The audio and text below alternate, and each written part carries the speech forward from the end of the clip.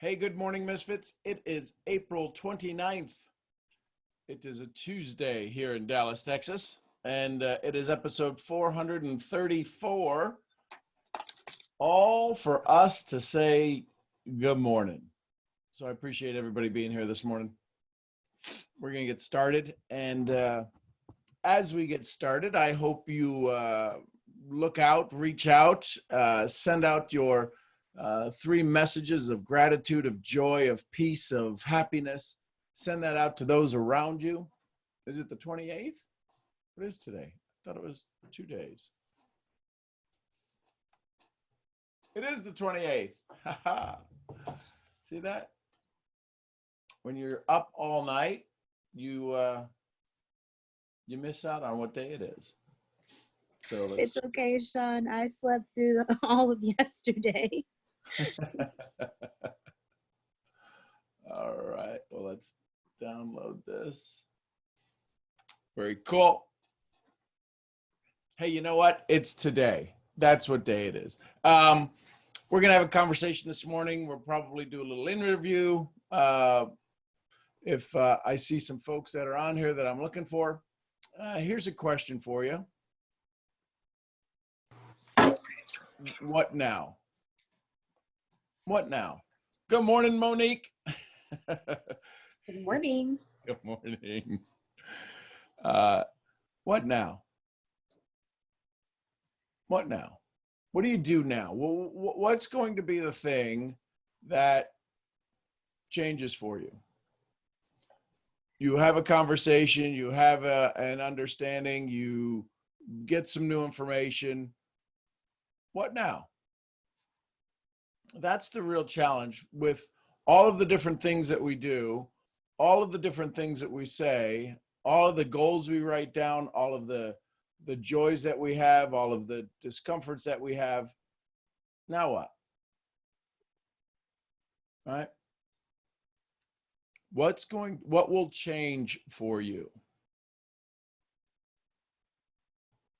What has to change for you? What are you willing to no longer let be the same? That's the big question. What has to change? See, as you go through the days, what thing has to change for you? There's something we all have to work on. There's something I have to work on. There's something that we all have to work on that it would really, really, really help us if we decided to make a change today. That's the thing that we need to do. That's the thing we need to work on. What's the truth what's the old truth that no longer serves us that we need to pick up the new truth? What does that look like? What does that sound like? What does that feel like? Again, welcome for everybody that's coming on the call this morning. Great to have you all here. As you send out your messages of gratitude, of joy, if you're new to the call, drop an N in the chat. I'll explain what the messages are. If you're new, drop an N in the chat. Good morning, welcome, welcome, welcome. For those folks dropping a new, if we could throw them up some hearts, some love, some welcome. I ask every morning on the calls to send out some messages of gratitude, of joy, of send somebody you know a message. Hey, I was thinking of you. You're pretty important to me. Life is pretty important right now. Life's pretty crazy right now. I just wanted to remind you that you're pretty amazing. I just wanted to thank you for being in my life. I just wanted to let you know that you make a difference in my life. So all of those things to say, the question then becomes, now that we do that, now that we have these conversations, now that we do these things, we send out these gratitudes, these things of joy, what's different? So my day today is kind of, the calendar is getting more and more full. So I'm going to ask right off the bat if anybody's had any ahas, if anybody's had any awakenings, if anybody's had any of this. Oh my gosh, you wouldn't believe what happened to me this morning, me yesterday. I was doing this, and this, and all of a sudden I just went, oh, now I get it. So the way that we have conversations here is that you normally raise your hand, and if you raise your hand, it shows up here on the board, and I go ahead and give you a shout, and we have a little bit of a conversation. This is about you moving yourself forward. If you happen to be in business, in a business of networking, a business of whatever that is, and you need to communicate with people more, you need to have a conversation with people more, you need to deal with some objections that you keep having, that keep repeating in your life, let's have a conversation about it. Well, I see Diane has her hand up. Good morning, Diane. Morning. Good morning. Well, it wasn't a big aha, but I was on a call with a couple of ladies last night, and one lady, she had a lot of information and everybody said thank you. And she says, oh no, don't thank me. It's just, So I spoke up and I said, it's gratitude. We're all quite happy to have you share this valuable information with us. So, you should accept the gratitude, say thank you and take it. And so she kept going, no. And I just said, like what you provided was of value to us and we really appreciated it. And it just started that conversation. And so my other friend said, well, wow, I noticed your posture has changed and your voice is stronger. And I said, oh. And so they've invited me to come on and just do some awareness things with them because they're all feeling quite stressed and there's some people that are having a hard time. So I just wanted to share that. And I think it's from being on these calls with you, Sean, and I just wanted to say thank you. Well, I will accept it. You don't have to say it. But thank you, Diane. And here's the reality. We do make a difference. Mm-hmm. Every one of us makes a difference. And what's happening is our reticular activating system, that part of the brain that we have dialed in, we've tuned it in to a particular frequency. And when we dial it into a frequency and we see things for the way they are, and I got to thank you for speaking up last night to let people know it is okay to be thanked. Mm-hmm. It's okay to do things and somebody to go, hey, thank you. Oh, no. Don't you worry about my sacrifice. I don't need to be thanked for that. But I'll complain when I'm not being thanked. But right now, no. It's not. No. Listen, if Diane doesn't say, if she says thank you, I should be like, oh, heck yes. Give me. Thank you. I appreciate it. Because now what's happened is that because Diane sent thank you out from her soul, from her heart, from her energy, from her joy, in sending that out, she's made room for fresh joy to come in. We live in a world of energy. We live in a world of movement. We live in a world of ebb and flow. And if we don't let thank you come into our life, if we don't send thank you out of our life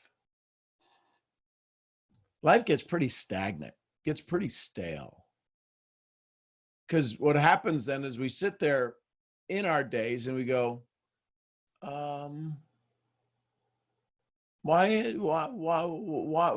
isn't anybody thanking me for doing what I do? Why isn't anybody saying, good job, good show, old chap, good show, right? I don't know why I said that. Probably because I saw Ann's picture. Good morning, Ann. So Diane, thank you for that. Delia, you got your hand up. Let's go over to Florida. Good morning, Delia. Good morning, Sean. Thank you for all you do. Yay, thank you. I had an aha moment and then I can ask you my question, which, like you always tell me, Delia, you have the answer. Well, because I come to this call, my energy is more stable as far as keeping it level. Yep. And I got to send the yeses yesterday, but it was a very interesting day. I had to drive, and it was the first time out in 6 weeks.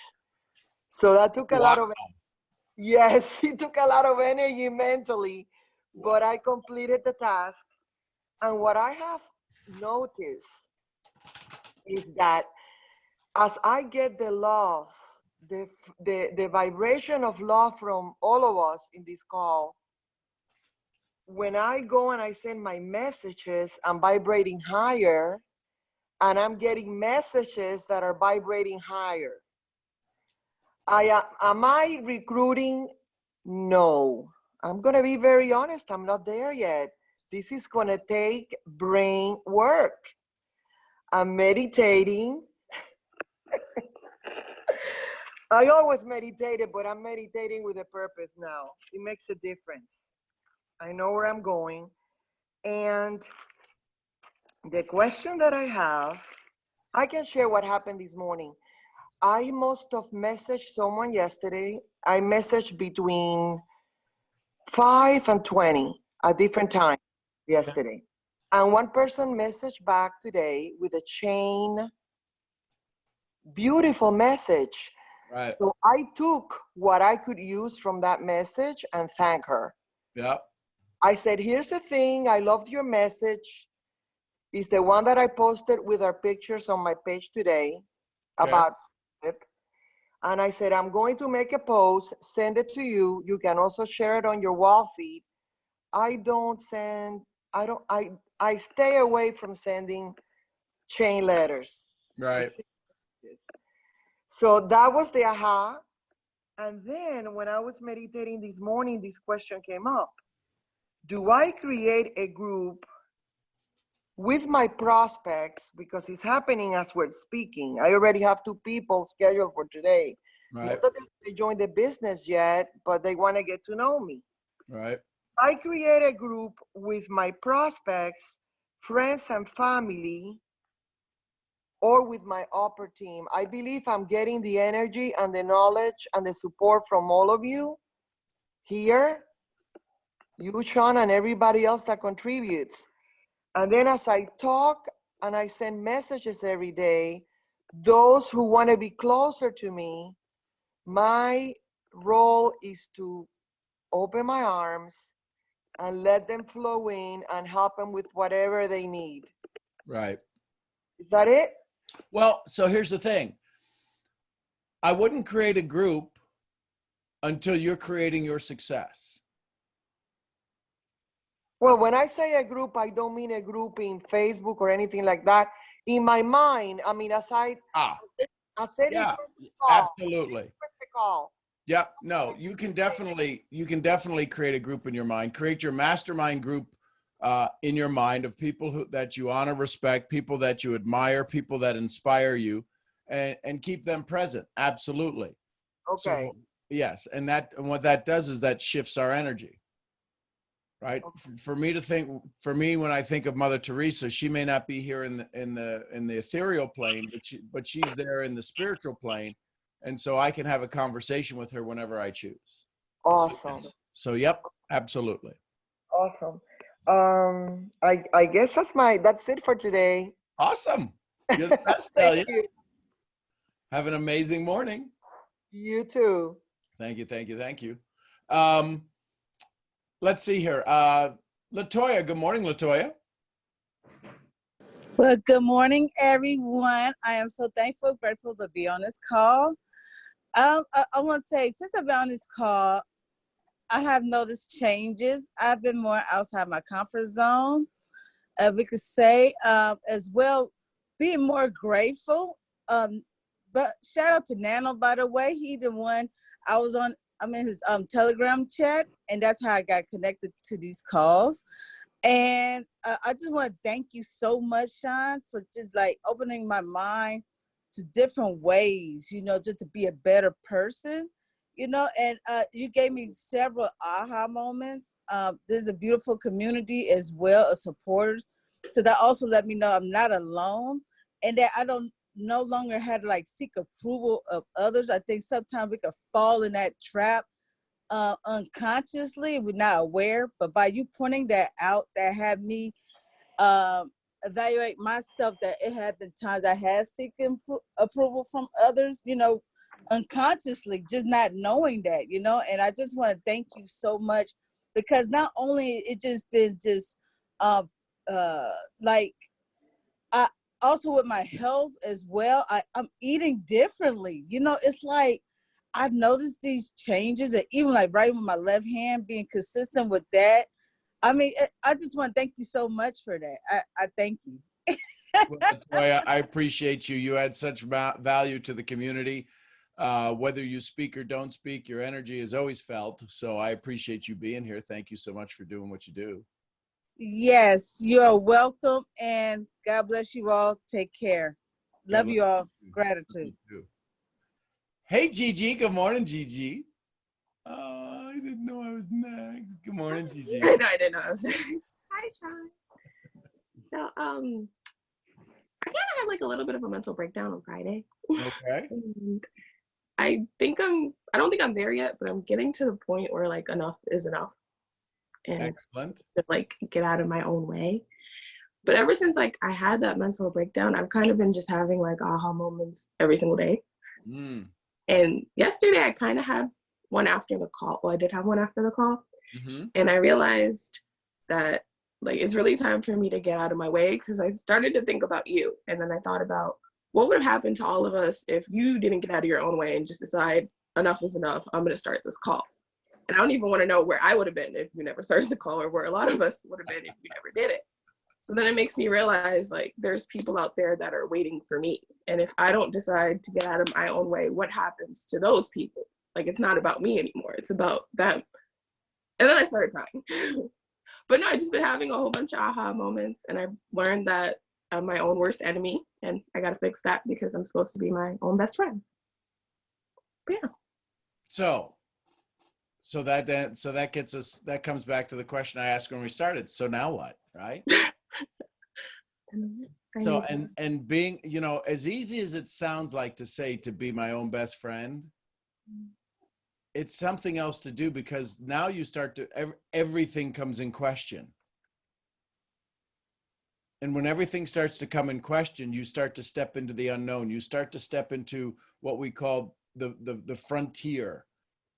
And in the frontier, everything is unknown. And in the frontier, everything is messy.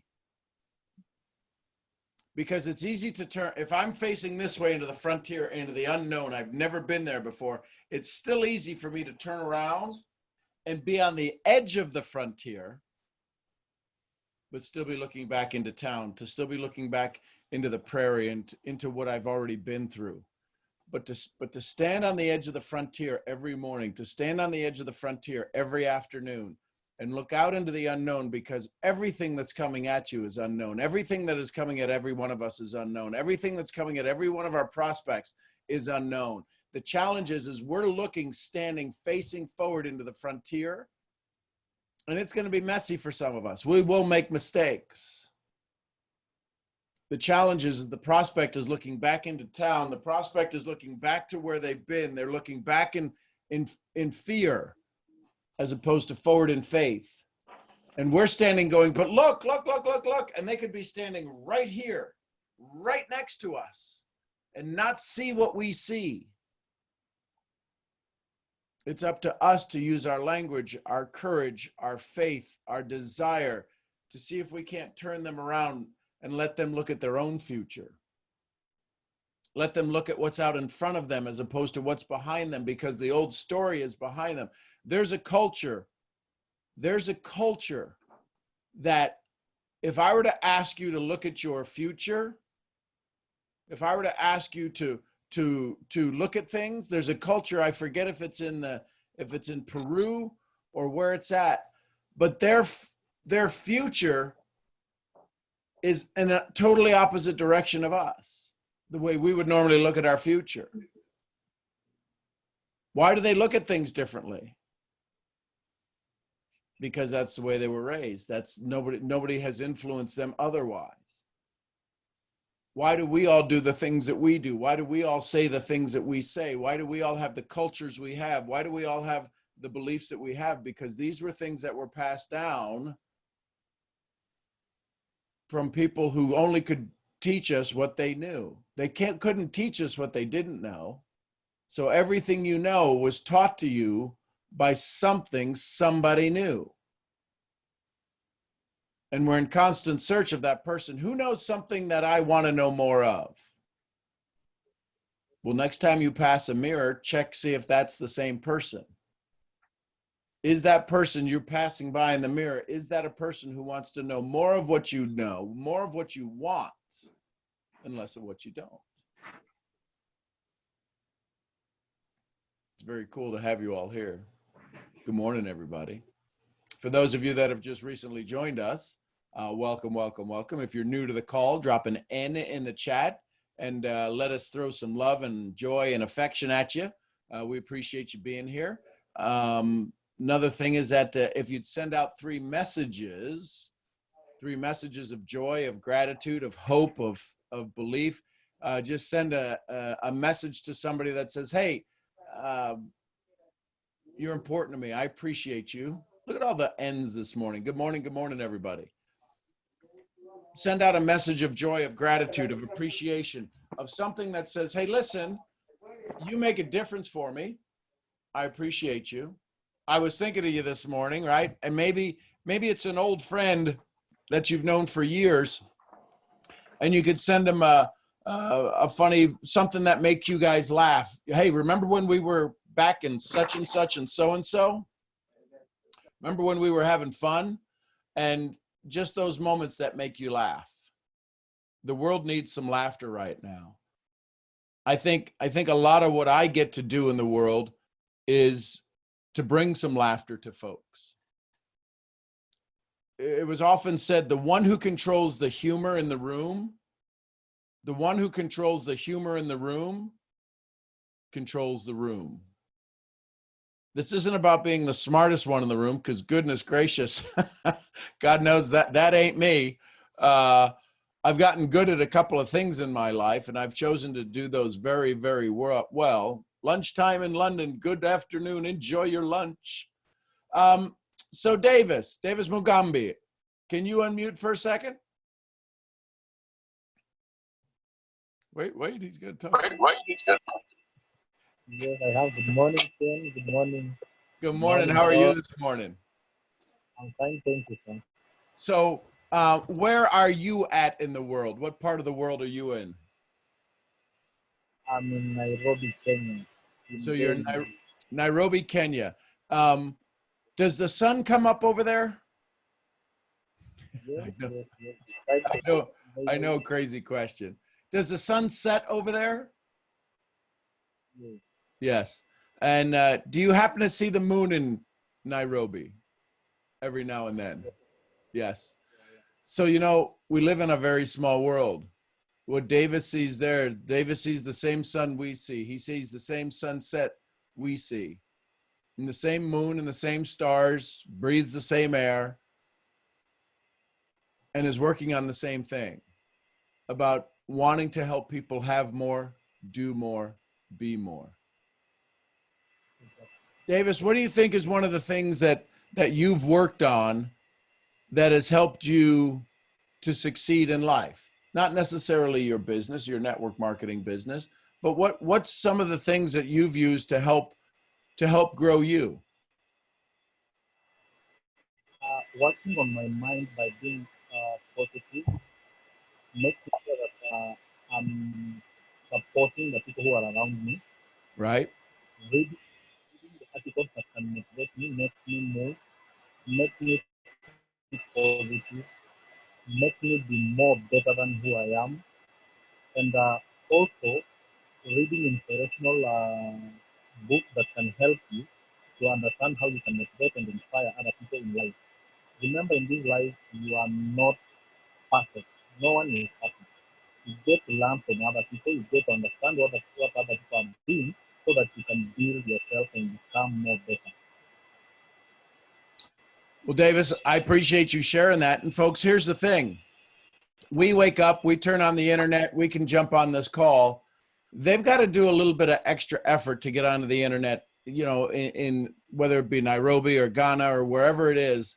So I really, really, really want to say thank you for, you've been on the call since Joyce has set it up and said, you guys, hey, go have a conversation with my mentor. So I just appreciate you, Davis Mugambi, for being here this morning. And just know that you make a difference in the world, because today you let everybody know that it's possible for all of us to work on our dreams, for all of us to move forward, for all of us to have more of what we want. So I appreciate you, brother. Thank you so much, Sean. I'm also appreciating because I'm getting a difference in my life. Since I started listening to you, I'm getting better each and every day. I can't miss this session every single minute. When I'm here, I find myself getting better and getting motivated to know what can I do next, what can I do to my people so that they can become more better than I am. Well, I appreciate you, brother Jumbo. It's good to have you here. So yeah, this is what we do. This is how we have a conversation with people. There's people from around the globe that are wanting the same thing we all want. Can we have more? Can we do more? Can we become more? I see Stedman says, read a book every 2 weeks. Love it. Here's the question I have for you, Stedman, or for all of us that read books. Can you tell me the 5 biggest things that you got out of the book? What are the 5 things that changed the second time you read the book? See, books are absolutely amazing. I've got books all over, and it's rare that I read a book, sit down and read a book and say I'm done with it. You'll usually find a pen stuck in the book. You'll usually find sticky notes stuck in the book, because for me to get through a page in a book could take a week. One of the things that I would encourage you, as you begin to devour and you begin to consume and you begin to absolutely just suck the life out of a book, I would ask you to sit when you read a sentence in a book. Let me just open up here and I'll give you an example. They're telling a story. Let me get to where how the brain state gets stuck. The brain is an organ of habit. Now, wait a minute. Now, see, that sentence right there is probably going to change my calendar for today. The brain is an organ of habit. Is the brain alive? Well, the answer to that's yes. How does the brain form a habit? See, that conversation I could turn into a 4-hour training, if not more. The brain is an organ of habit. You've heard me say, some of you have heard me say many times, the brain looks for 2 things. First, it looks for, will it kill me? The brain is on a constant state of awareness. Will it kill me? Do I have to be aware of that? So that's what drains our energy when we're in new environments. If I were to ask somebody to speak who's not normally a speaker, if I ask some of you to have a conversation, say we were doing a hotel meeting and I said, okay, you go up and you do this part of the presentation. Some of you might get nervous. Some of you be like, oh yeah, bring it on, let's go. But some of you would get nervous because that's not your normal habit. For those of you that may deal in wellness or deal in weight loss, I don't know if you've ever heard, you probably have, but if you've ever dealt in weight loss, there's a phenomenon that says when the body starts to lose weight, the brain has to be rewired to say it's okay to be at this new weight. That's why when people lose weight, they put it back on. They lose weight we come up with some semantics that say, well, don't say you lost it, because if you lost it, what do you want to do with anything you lose? You want to find it. So we'll say things like, I gave it away. We'll do anything we can to try to trick our brain. It's because that's exactly it. The brain has to learn how to lose weight, and it has to learn how to be at the new weight. Well, if science shows the brain has to learn how to do that, you know what else the brain has to learn how to do? It has to learn how to be successful. How many of us, there's 128 of us on the call, how many of us have ever made some great money only to lose it? How many of us have taken 4, 5, 6 steps forward in our proverbial path of life only to wind up back where we started? That's because the brain has to learn how to be successful. It has to learn how to overcome this place. Bob Proctor, some of you know Bob Proctor. Some of you hear Bob Proctor on a regular basis. 20 plus years ago, maybe, no, it was about 18 years ago, I hired him as a mentor. And I'll never forget him explaining to me this conversation about a thermostat on the wall where you set the temperature. And a thermostat doesn't always kick the air conditioning on every time there's a degree change. There's a range, right? We know it when we talk about it in personal development. You're the average of your 5 friends that you hang around most. You're not as rich as the richest one, and you're not as poor as the poorest one. Well, your brain is the same way. That's why you hang out in the average. You hang out in the middle. That's why in network marketing, when I was growing up in it 20 years ago, there was always 3 options to choose from to get started. Some of your businesses right now may have 3 options to get started with. There's the low end, there's the high end, and there's the middle. What do most people pick? It's the middle. That's designed into the compensation plan. So when you look at expanding, when you look at growing your business, doesn't matter whether you're in Kenya, Nairobi, that's a drill. Kenya, Nairobi, or Kentucky, your brain has to learn how to grow. The challenge is this is what makes our profession so difficult, is that when we grow, we think we wear the badge, we think we wear a badge, we become deputized in making other people growers. Listen, I'm going to sit down and I'm going to tell you about my compensation plan. I'm going to tell you about my company. I'm going to tell you about my product. I'm going to tell you about how we make a bunch of money, and you should like it and you should get started. We don't say that, but that's how it comes across.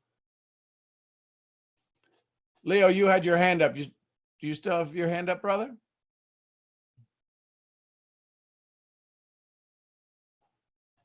Hello, good morning, good morning. Good morning, Leo.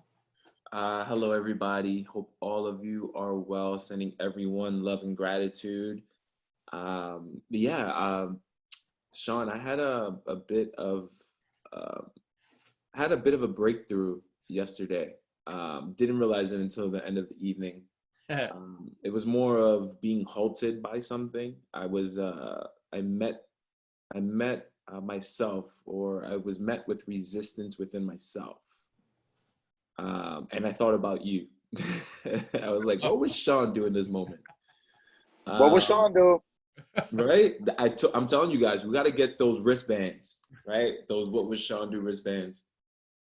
My resistance was met just simply trying to teach dance. And my resistance was that I wasn't available, or my creative spirit wasn't connected to teach. And I found myself fumbling.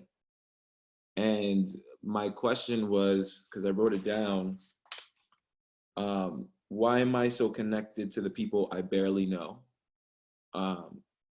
What am I allowing? And what am I creating resistance from?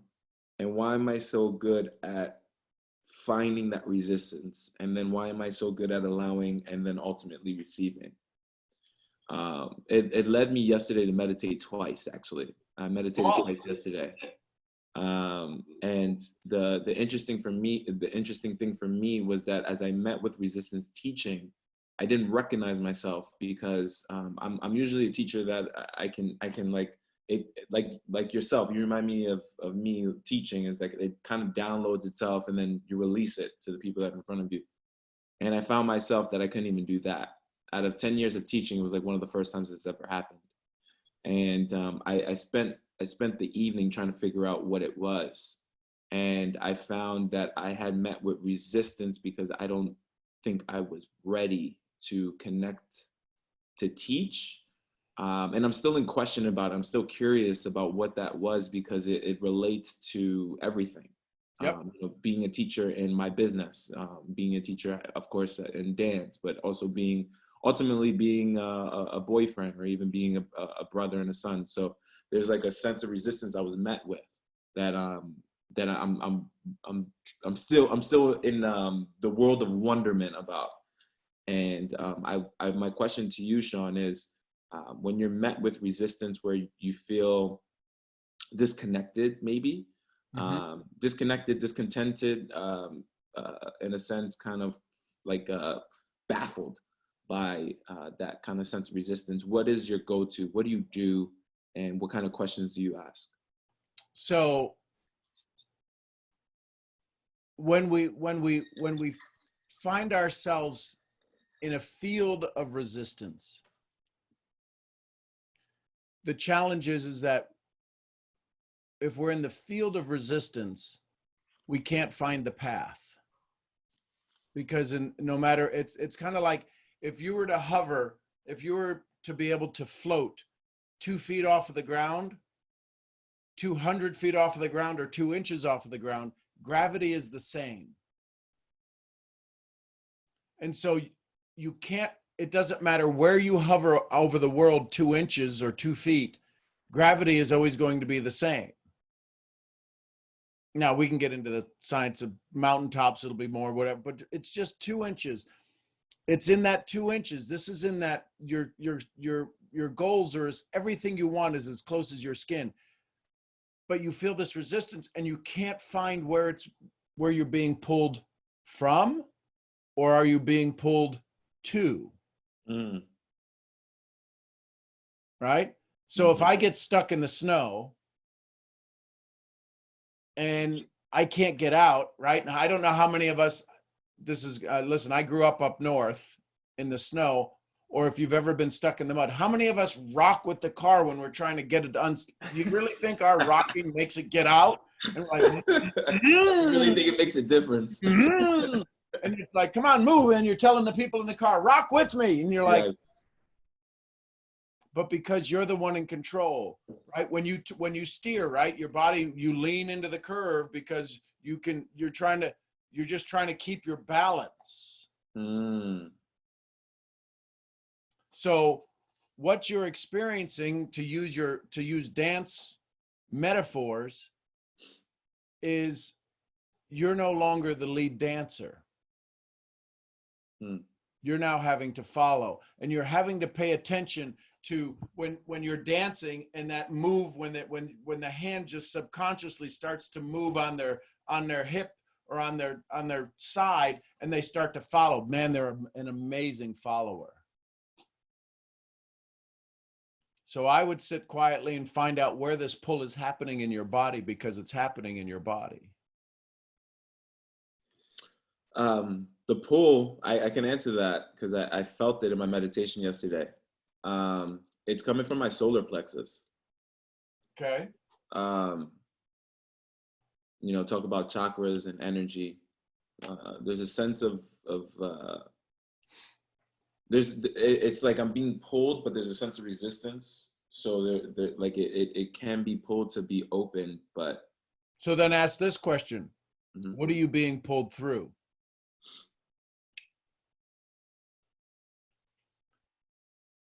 Because to pull you is not hard, but to pull you through something is hard. Can you say a little bit more about that? So imagine if there was a screen in front of you, like just a door screen, like a screen door on the house, Mm-hmm.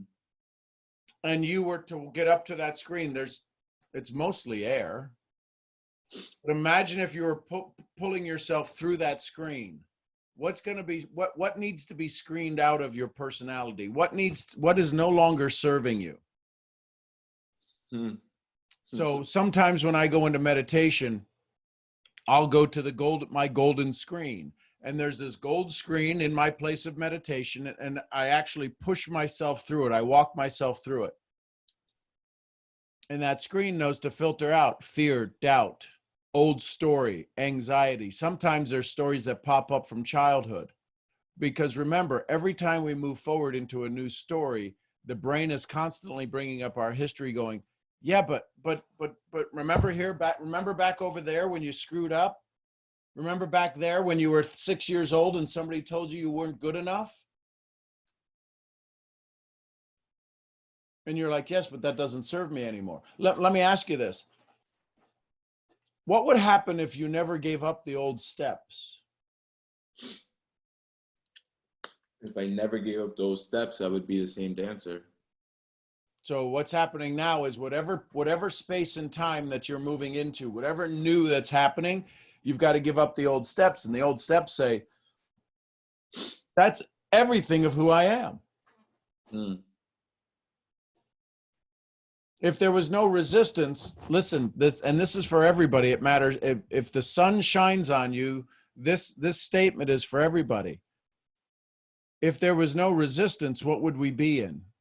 Joy or misery? Joy. So then why does the whole world exist in misery? Because we're resisting what? We're resisting our own joy. And then we'll come up 24 hours later and we'll keep going, yeah, but I need to find out where it was. What if I went back and I studied every failure I had and I got the answer to every failure I ever had? What would happen in the moment that I'm studying the failure? What would I be missing out on? The now. Have you ever made a wrong dance move? Yeah, yesterday while I was trying to teach. So can you go back and fix it? I Listen carefully to the question. Okay. Can you go back and fix that messed up move? No. But yet, what if how long could we talk about the messed up move? Till we're blue in the face. And therefore we never take the what? The new move. The new move. And that's the resistance. All of us understand what we did wrong yesterday. That's why when I suggest you journal, maybe you asked the questions, maybe you didn't, but the 3 questions to ask when you go to sleep every night, and I would encourage everybody to do this. It served me well. Use it if you choose. What did I do well? What could I do better? What talent, skill, or resource do I need to come into my life tomorrow to make it the best? Can you repeat that? I sure can. What did you do well? See, we always want to start off with, oh man, I screwed up. Let me write down the list of things I screwed up today. I wouldn't start like that. Jim Rohn said I wouldn't sign up for that class. So what did I do well? What could I have done better? And what talent, this is a 3-part question, but it's one question. What talent, skill, or contact do I need to come into my life to make it the best day ever?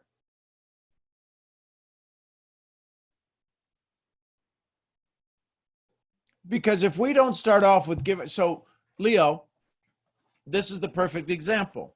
And I love that Leo is the one I get to do this with, because he's this courageous lion I see him as. Thank you. I Leo, appreciate it. did you do anything good yesterday? Yeah, I sent about 20 gratitude messages. Yeah. I got in contact with all my team, with all of my downline, strategized with them, Yeah. helped them with what they needed. Yep. I cleaned the house. I worked out. I meditated twice. Actually, it's been a while since I meditated twice. I read for about an hour. I worked with Liddy on that's where I was getting actually. I was met with resistance working with Liddy. I taught twice, 2 classes yesterday. So it was a full day. It was a full day. I would like to say I did some good yesterday. So when you started this conversation, what's the thing that came up? How I messed up dancing, the resistance. Yeah, like how I messed, like it was. Listen. Yeah. Bob Proctor would say, Caesar said, "Let the dead bury the dead." Yes. Right. And Bob Proctor would say, if you want to learn about being rich, don't talk with poor people. Right. So if you want to learn about how not to have resistance, guess what you don't talk about? Resistance. Because you just with all of the things that you did yesterday, however many seconds that are in the day, and somebody can probably tell me how many seconds are in the day because you've memorized that. There was an hour where you messed up dancing and screwed something up. But what did you have to meditate on? What did you have to give? What did you have to give away joy? What did you have to give away the now for? For how I left Liddy feeling. Okay. So I would follow the 3 questions: permission to help, permission to take you out, and permission to make you uncomfortable and take you out of that uncomfortable feeling. Of course. So and this wasn't for you, this would be for Liddy. Oh. Right? This would be for you. I would use the questions every time you can. Yeah. Okay. So when you left Liddy in an uncomfortable feeling, did you know it was an uncomfortable feeling yesterday? Oh yeah. You had a choice, misery or joy. What did you choose? I chose misery. Yes. I did. Yep. And you chose to stay in misery. In fact, yes, to add on to that. So let's say that was 6 o'clock. I had to teach 2 classes, 6 and 8. And then by the time it was about 9:30, 10 o'clock, there was still resistance between Liddy and I that we had to have a conversation for about an hour about it. So it was interesting. That space was very interesting to be in. So now you had the conversation for an hour. That was yesterday. We're talking about it now. You had a conversation for an hour. And at the end of that conversation, what did you choose, joy or misery? Joy at the end of it. We were both embracing, crying, and there was a lot of love that was present. Here's the question then. If you were in joy then, what caused you to get on a call this morning and remember the misery? This is for all of us. This is an open example. This is open heart surgery, and you guys are all standing in the mezzanine. And you're all standing in the mezzanine and you're watching this operation that's happening right now. But every one of you is in the same study of this class, and you got your notebooks out going. You're going, ooh, what did he do there? Ooh, what did he do there? What did he do? Oh, look at that. So if you left joy yesterday, how could you ever be in resistance this morning? What's the study of resistance this morning about yesterday going to help you tomorrow? You get it? I am getting it now for sure. So the fact that you went through and you had joy, and it was an amazing joy, I bet, an incredible release. It was. So now the question is did you deserve it? What you want? I'll tell you what your subconscious is telling me. It's saying no. Yeah, of course it's saying no, because you're talking about the same stupid ass thing that happened yesterday. I get that 100%. We have to review it. I get that we have to review it. This happens to all of us every single day. The question is can we recognize it and can we step back into joy going, Oh, so you're trying to take me back to yesterday. Some of us, our story isn't yesterday, it's yesterweek. It's yestermonth. It's yesteryear. It's yesterdecade. You wouldn't believe what happened to me when I was 6. My parents, what happened to me when I was 6. Or 14 years ago, because today's the day. Today's the day, Heather? Yep. Is today the day that 14 years ago that you went into prison? No, today's the day that I was arrested. Today's the day that everything changed. Today's the day that everything changed. For those of you that don't know, Heather Love is a very dear friend of the family here. But she has a story that is pretty powerful because there's a documentary that they actually did a show on her. She's part of a big episode called Locked Up Abroad. And she was inadvertently How's that show? locked up in prison, in a Colombian prison. And for 3 years, her life was never the same. And for the rest of her life has never been the same 14 years ago. But it started 14 years ago this day. Heather, how you feeling? I'm okay. Like 2 years ago, every year around this time, it just seems like no matter how good I'm doing or the things that are going on, it's just constant memories, right? And for a long time, I let them control me. I let the fear and all of the memories and, I just relived it over and over and over again. And 2 years ago, I was in a really, really bad place. And I found myself in a mental hospital again. And it was in that place that I decided that no more, like, I'm not going to continue to let this control my life. Like, it happened. I am so much better now because of it. I am in a better place. I have accomplished a lot of things, and it's been a little bit of a journey these last 2 years, but this last year has been a lot better. And actually today I'm doing a podcast. So I've taken this time, instead of allowing these things to affect me negatively, I'm intentionally doing things that are positive and changing this story, because I don't want to keep reliving it in that manner. Right. In that manner. Yep. So here's the thing. So many of us, listen carefully, so many of us live our life by a calendar. A lot of us live our life by a watch. I got to get up now. I got to be there then. I got to do this now. So our whole life is governed by a watch. And then if it's not governed by a watch, it's governed by the month. It's governed by a calendar. Well, we all have there's a holiday coming up for all of us. No matter where we are in the country, there's a holiday coming up for all of us. And we start to adjust our time and our days and the things we do based on holiday. It could be carnival, it could be festival, it could be this little city down in Mexico. Every little city has their own little patron saint, and they do these things, and they have their little carnivals that travel around. For Heather, for 14 years, it's been about the memory of getting locked up. There's also the day, I bet you could tell me the day you got out too, couldn't you?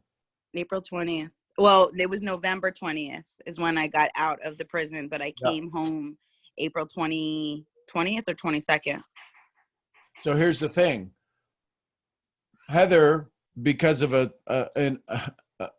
crazy chain of events, physically got locked up in a prison in a country she didn't speak the language, with so many, just when you watch her story and you get to hear her story over time, she was literally locked up in a prison.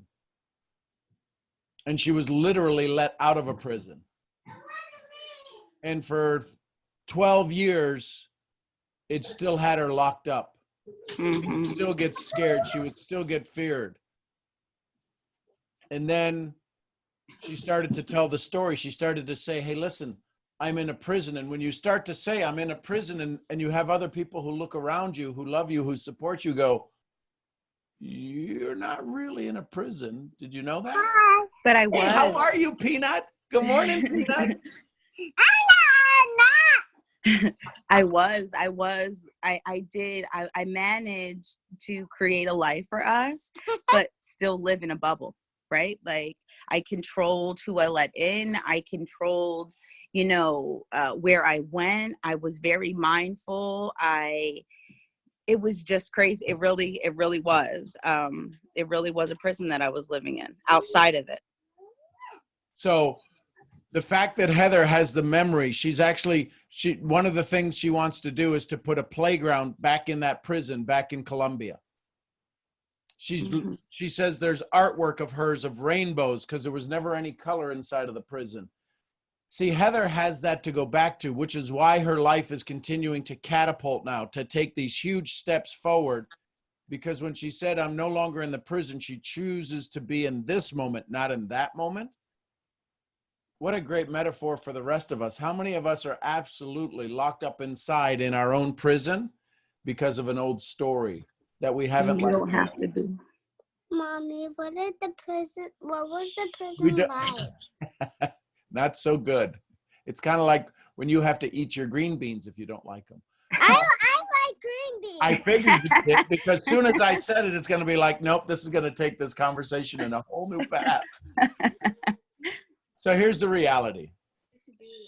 We all have this idea that we're not good enough. Somebody in our life, we can all go back. It doesn't matter where we are in the world, where we are, who we are, what culture we grew up with. Somebody told us we're not good enough. And we have held on to that for far too long. It causes tears, it causes pain, it causes frustration, it causes us all to sit in a state of lack. So what do we do with that? Go ahead.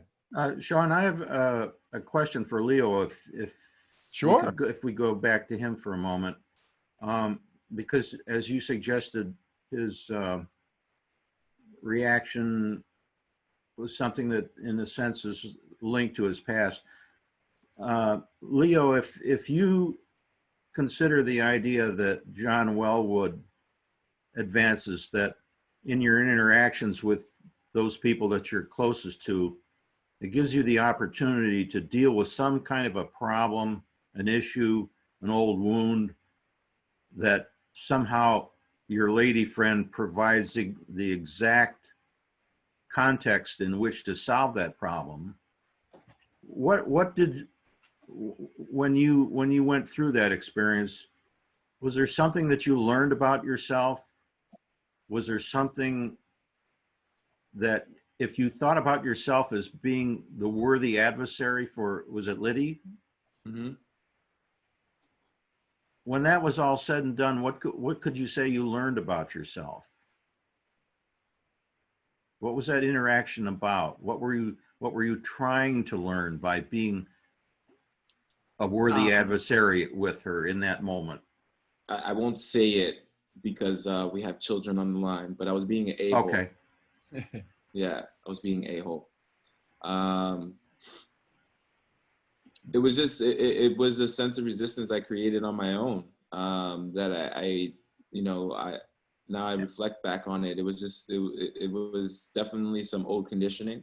And if that resistance had a purpose, what might that purpose have been in the past? It was to protect myself, to protect myself from what I thought or what I perceived to be, being made fun of or judged or criticized. Because what I'm thinking is, it helps a little bit to get some awareness, some become aware of what's driving the interactions that we're in, and what might you have learned about those interactions by engaging that person the way you did? Yeah, I think it led up to me even asking the question this morning, and, speaking with Sean and all of you beautiful people in the past 15, 20 minutes, I think it's more of just choosing joy in every moment. And in that moment that I was met with resistance, I wasn't. I allowed my frustration, I allowed my misery to take over. And that was the impact that was felt. And that impact led into resistance, even more resistance, even more of a solid wall that was built between us. So that, for lack of better words, I was just being an a-hole. Fortunately, the two of you were able to engage each other as worthy adversaries, almost like being on a tennis court. And I would suspect that she learned something too, that her engagement with you was for the purpose of learning something about herself. Maybe from your perspective, you might even know what that is. I don't know. I think for her, she feels like she sounds like a broken record. This is probably the first time that it's kind of come to this kind of I guess result. In the past, it's because it's like if you lived with Sean all day. If you live with Sean all day, you're gonna want him to turn you into a sage just like him. So it's like you wanting to be like, hey Sean, I need you to teach me. Sean, I need you to teach me. Sean, I need you to teach me. And then if Sean goes, you know what, just tune into my call at 7:30 in the morning, and then you get all the lessons you need. You don't need me personally. It would make that person feel like they don't matter, that they don't care, because that they're so committed to their growth, and they're coming to Sean, or they're coming to you, and you're not relaying or even sharing what you've learned in your experience and your knowledge, and you're waiting for a specific moment. And that moment, when you meet that moment, you meet it with resistance, and that was where that was for me the moment of realization, if for lack of better words, or even just understanding that I don't want that resistance to continue. So choosing joy, right, in this moment is like, let's not continue to talk about it. Let's meet joy in every moment, and to know that I am a resource, that I am a source of information and inspiration for the people closest to me. And I have to allow that. I have to be open to not just receiving, but I have to be open to give. And that was my realization in my meditation last night. And I was curious about what that all meant, and hence why I brought it and I posed it as a question to Sean. So would you conclude that contest, that interaction with her, was worthwhile? Oh yeah, 100%. 100%. To answer Monique too, yeah, Monique, you already know. Because Monique knows what I'm talking about. Rhonda knows what I'm talking about. I think I would fight with you on purpose, Leo. Well, I'll pick a fight with you on purpose, Leo. I wouldn't be surprised. I wouldn't be surprised, But yeah, I mean, and just making light of it, I feel like, choosing joy in this moment, and to hear Heather's story. I'm not comparing, but that pales into comparison to, what I may be feeling about dance, compared to someone that, very, very similar to the life of Nelson Mandela, and being able to share that right now, and to be able to encourage and inspire people through that story. It's a little different from what I went through yesterday, and to hear Heather's story. Heather, that was beautiful. And I love you so much for your strength and for your courage, and for the example that you set for your children. I think it's so amazing, not just for your children, for all of us.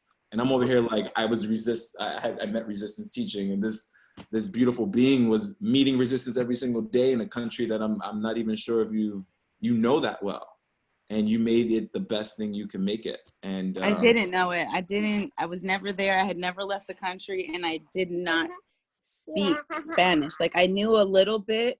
I had taken 1 year, and I grew up around a lot of Hispanics, so a lot of my friends speak Spanish. So I knew little things here and there, but I couldn't communicate with anybody. it was a completely different world. And I mean, you can read and watch things on TV about a third world country, but until you're actually there and you see how these people are like they live, and that's just what they're used to. And like it, and then being in the prison, like it was just, no, it was something that took me a long time to be okay with, or just, you know, just to be able to get through my days. And I appreciate you and thank you for the love and support, and keep doing your thing. You're going to be just fine. Aw, And, thank you, and Miss you're, Love. and you're both examples, perfect examples of how we can be in the prison of our own old habits and old stories. And before I shut my pie hole, I just want to make the point that if we're smart enough, if we're aware enough, we can recognize that being in a battle with someone like you were is worth everything, because it's a route, it's a door to get through that old habitual behavior. If we are willing to recognize the people that we interact with that sometimes may be really irritating, it's the perfect context in which to learn something about ourselves that we can change and get out of the old prisons. It would be fair to say that we spend every moment in resistance. It's just that we're okay with living in success in installments. You know, Wellwood's point is to embrace that resistance as a source of learning, as an opportunity to learn and change. We're in a constant state, Leo, of putting tension on a rubber band, moving forward. Because right now, how many of us have been here before? None of us. I mean, we've been on the call, but even this call is different than yesterday's call. And now this call, we've never been to this moment in the history of the world. We've never been in this moment. We've never been in this moment. We've never been in this moment. So would it be fair to say that we live in the unknown, as provided that it stays close enough to what we recognize so we know that we're not fearful all the time? You follow me? So this idea that we live in resistance, we're constantly in resistance. We're constantly in awakening. We've never been here before. How many of you know exactly how far away Jupiter is, and that it's the exact it's the exact distance away that it needs to keep us where it is, and where the exact distance away from the sun is? There's so much that we live in the unknown that we assume is going to take care of us, that we can go look at an ant and go, "Ooh, that's the whole problem of the entire world." You woke up this morning, Leo. There's how many people on the planet? What is it, 7 billion now? Right. So let's say there's 7 billion. And that's in this world. That's on this planet. Right? On this physical plane. And this physical plane, and in this galaxy. And in this galaxy, if our entire Milky Way galaxy was wiped out of the universe, somebody 100 million light years away would go, "Did you see that spark? Did you see that? I think I saw a shooting star." And it was our entire galaxy going, whoop. And you woke up this morning in resistance. It reminds me of the butterfly effect. Yep. It reminds me of the end of Men in Black when they open up. Oh my God, yes. With the marbles. Yes. Yes. Yes. When you were talking about the golden screen earlier, I was thinking about Terminator 2. You know when the T-2000 goes through the screen? Yep. Same thing. Wow. Be the Wolf 24, you got your hand up. Thank you, Sean. I love you. Love you, brother. Yes, sir. Yes, sir. Good morning. Good morning. Good morning. I just had a question because I just wanted to kind of pick your brain a little bit. Sure. Yeah, I'm just trying to get a better understanding because I'm trying to develop like certain routines, certain habits and everything like that. Okay. So I just wanted to get an idea of what was your habits, like what was your routine starting out? Like, what was the big change that you had to make that brought you to where you are today? 200 thank yous a day and journal. Nice. And What deciding type that you of were journal? never going to have an unhappy day again. Right. Well, the life-changing moment was at 14 when I decided to never have another bad day. At 14? Yep, at 14. Wow. My brother was outed. My oldest brother is gay, and he was outed. That was the day he was thrown out of the closet back in it was, I think it was even, so if I was 14, 65, so 79, 1979. You didn't come out back in the 70s, right? It was secret. It was this, that, or the other, let alone to a Jewish mother, but who we were raised Catholic and in an Irish family, last name Murphy. You don't come out on a Saturday afternoon one day and have a buddy you brought home from school go, well, you're going to tell your mom you're gay? World War 17 broke out. And so that day, with all of the fighting, the screaming, wanting his name changed, calling attorneys to say we need to get his name changed. I mean, all of the threats, too many of us, so many of us threaten the very existence of our own lives, right? This was my mother's first child. This is my father's. Now, my dad really didn't get involved in it. All he wanted to do was try to keep mom from being absolutely insane. But mom had lost her stuff because there was all of this. My whole identity was in my children and all of this stuff. So the long story short, that was the day I said, I choose to never be around negativity again. So I learned the way to stay away from negativity is to stay in a state of joy. And the way I could stay in the state of joy is to make sure I always had joy around me. And therefore I knew if I said thank you to somebody that said thank you back, that was a state of joy. So I just created a world full of joy around me, regardless of what was happening 25 feet away from me. But in my world, in my 3 feet, 4 feet around me, I work to have joy all the time. Wow. And journaling was the first part of that as well.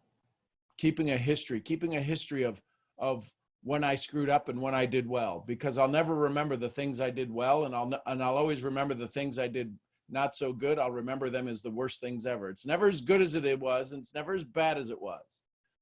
But we have a tendency to always average out our life. Because right now, if I were to say, you got 20 minutes to write down 100 things you've done amazing in your life, you'd get to 16 and go, I don't know what the hell else I've done. And yet you've done thousands of things that you've just even forgotten. So I would encourage you to say thank you at least 200 times a day to people, to at least start that flow, to know that you're good enough, to know that you deserve to have joy come into you. Okay. Start with that. I'd start there. And then once you get that done, you'll ask me another good question. Absolutely. Thanks, John. You bet, brother. I appreciate you, man. Takaya, you got your hand up. Good morning, everyone. Good morning. So my question was really about meditation and how I should get better at that, because I've done a little 21-day abundance challenge, but the meditation is only like 5 or 10 minutes out of the 20 basically, but it's been really helpful. I just know that I want to get better at it, but I'm not really sure where to start. So what do you think would happen if you got better at meditation? I could slow down a little bit easier. I just noticed when I meditate. Hold on a second. Mm-hmm. Stop for a second. Breathe.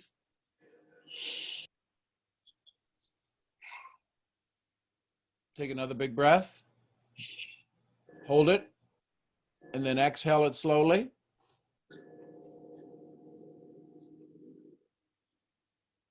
So there, you slowed down. You don't need meditation to slow down. Very true. We don't need something that's always out there to do what we want. The reason that meditation may serve you as you go forward is that it will allow you to become more aware of your thoughts. But when somebody says to me, I just feel like I need to slow down, meditation isn't going to let you slow down. Meditation is going to make you look like you're on a racetrack. Okay. Because it's the body that starts running. It's the memory that resides in every cell in our body. It's everything that we have. And the second we slow our direction down, Mm-hmm. it's like an oil tanker. The oil still spins inside of the oil tanker. Right. Big, huge things. It can take 6-7 miles to stop them. Full reverse, full throttle, full reverse. Mm. The momentum. So what happens is that in order for you to slow down before you go into meditation, you literally have to slow down. You become aware of your body. But you can't go blah, blah, blah, blah, blah, blah, blah. Okay, I'm going to meditate. And we tell people 5 minutes of meditation, you've done well. Really? Really? Somebody sold you that program. Right. So I was talking with somebody yesterday, Mm-hmm. an amazing soul yesterday, and we went and we looked at a leaf. Have you ever studied a leaf? Actually, yeah, and I've been hugging my tree here lately. Well, I'm not at my grandma's right now, but Okay. just like, I don't know, just kind of counting the lines on it and just looking at the leaves when they fall. And I don't know, I've just been at like, how far do the leaves travel? And I don't know, I've just been going on a whole So the next time you look at the leaf, ask yourself, is not the tree in the leaf? Oh. And let that sit with you for a while. Look at an acorn. If you've ever seen a seed, ask how many forests are in this seed. Wow, I never, okay. And now that'll slow your mind down. It'll give you something to focus on, but start to think of how many forests are in that acorn.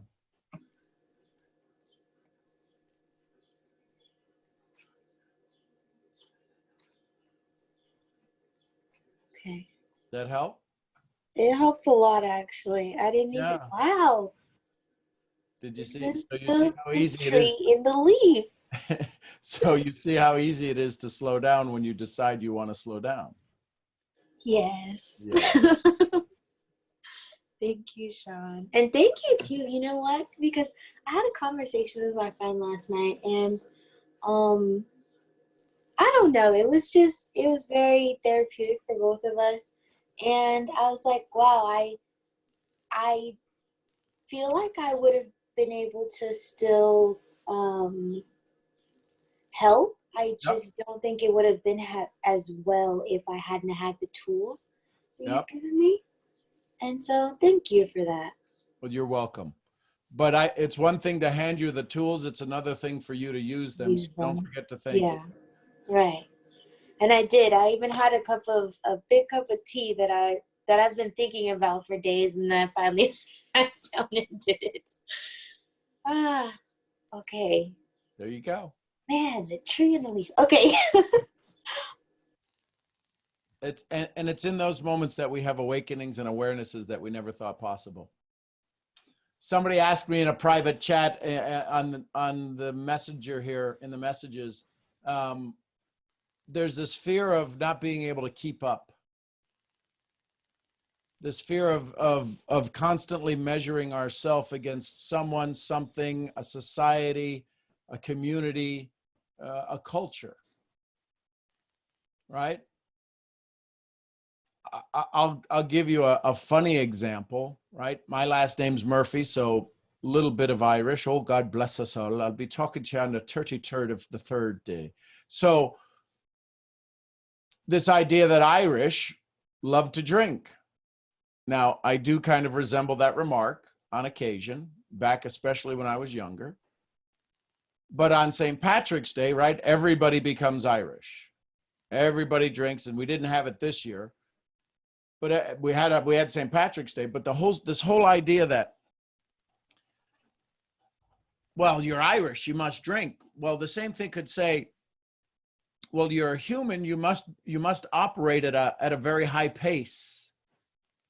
So these challenges that we place on ourselves, these cloaks, that we take and we feel we must wear. I would encourage you, if you feel like you're not keeping up, pay very close attention. You're here right now. You have kept up. You need to give yourself credit for that. You're here right now. You have kept up. You're here right now. You've made it to today. Yeah, but not as good as them. That wasn't the comment. The comment was, as you kept up. Be aware that you kept up. Be aware that you've made it to today. Your results are your results.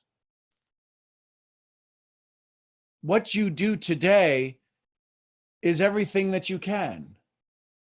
Where we get frustrated, where we get this, we have to take on this badge that I'm not good enough or I didn't do enough, is in comparison.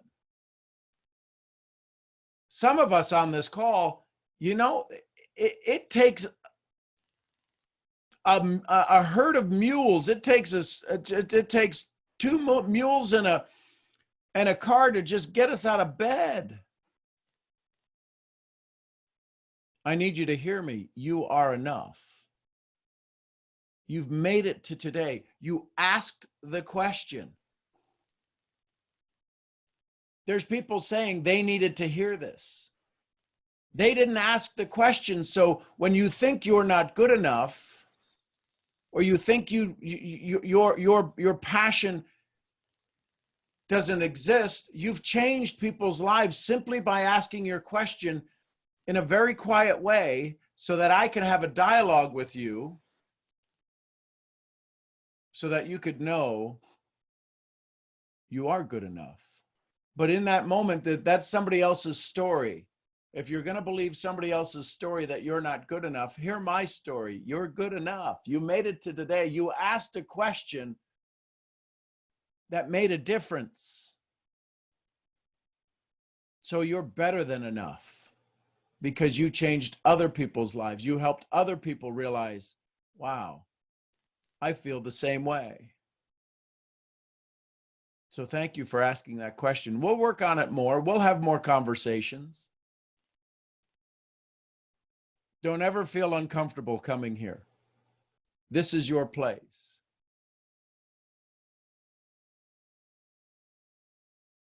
So the key is right now, just breathe. Everybody that's listening to this right now, just take a big breath in. Now watch this. Take as big a breath in as you can and just hold it for 4 seconds. Anybody who wants to, take as big a breath in and hold it, hold it, hold it. Guess what? You're all holding your breath. You all took as much in as, and you can exhale. I don't want anybody to pass out. And you can exhale, but you took in as much as you wanted, as much as you could, and there was still plenty left for me to breathe. That's the phenomenon of the world. That's the phenomenon of the Creator. Take all that you want. There's plenty left for the rest of us.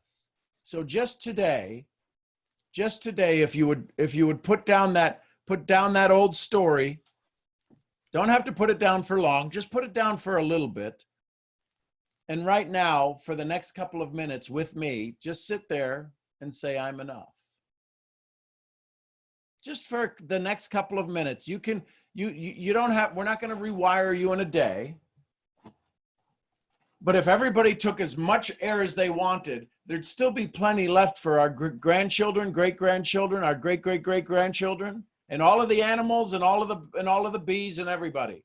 There's still enough for everything else. You can have as much as you want, because you'll always be enough no matter what. Alex, you got your hand up, brother. Hello, Sean. How are you doing? Good morning, brother. I'm outstanding. Yeah, hoping to hear that. Well, I summed up 2 questions, actually. The Kaya, thank you for kind of asking the same question.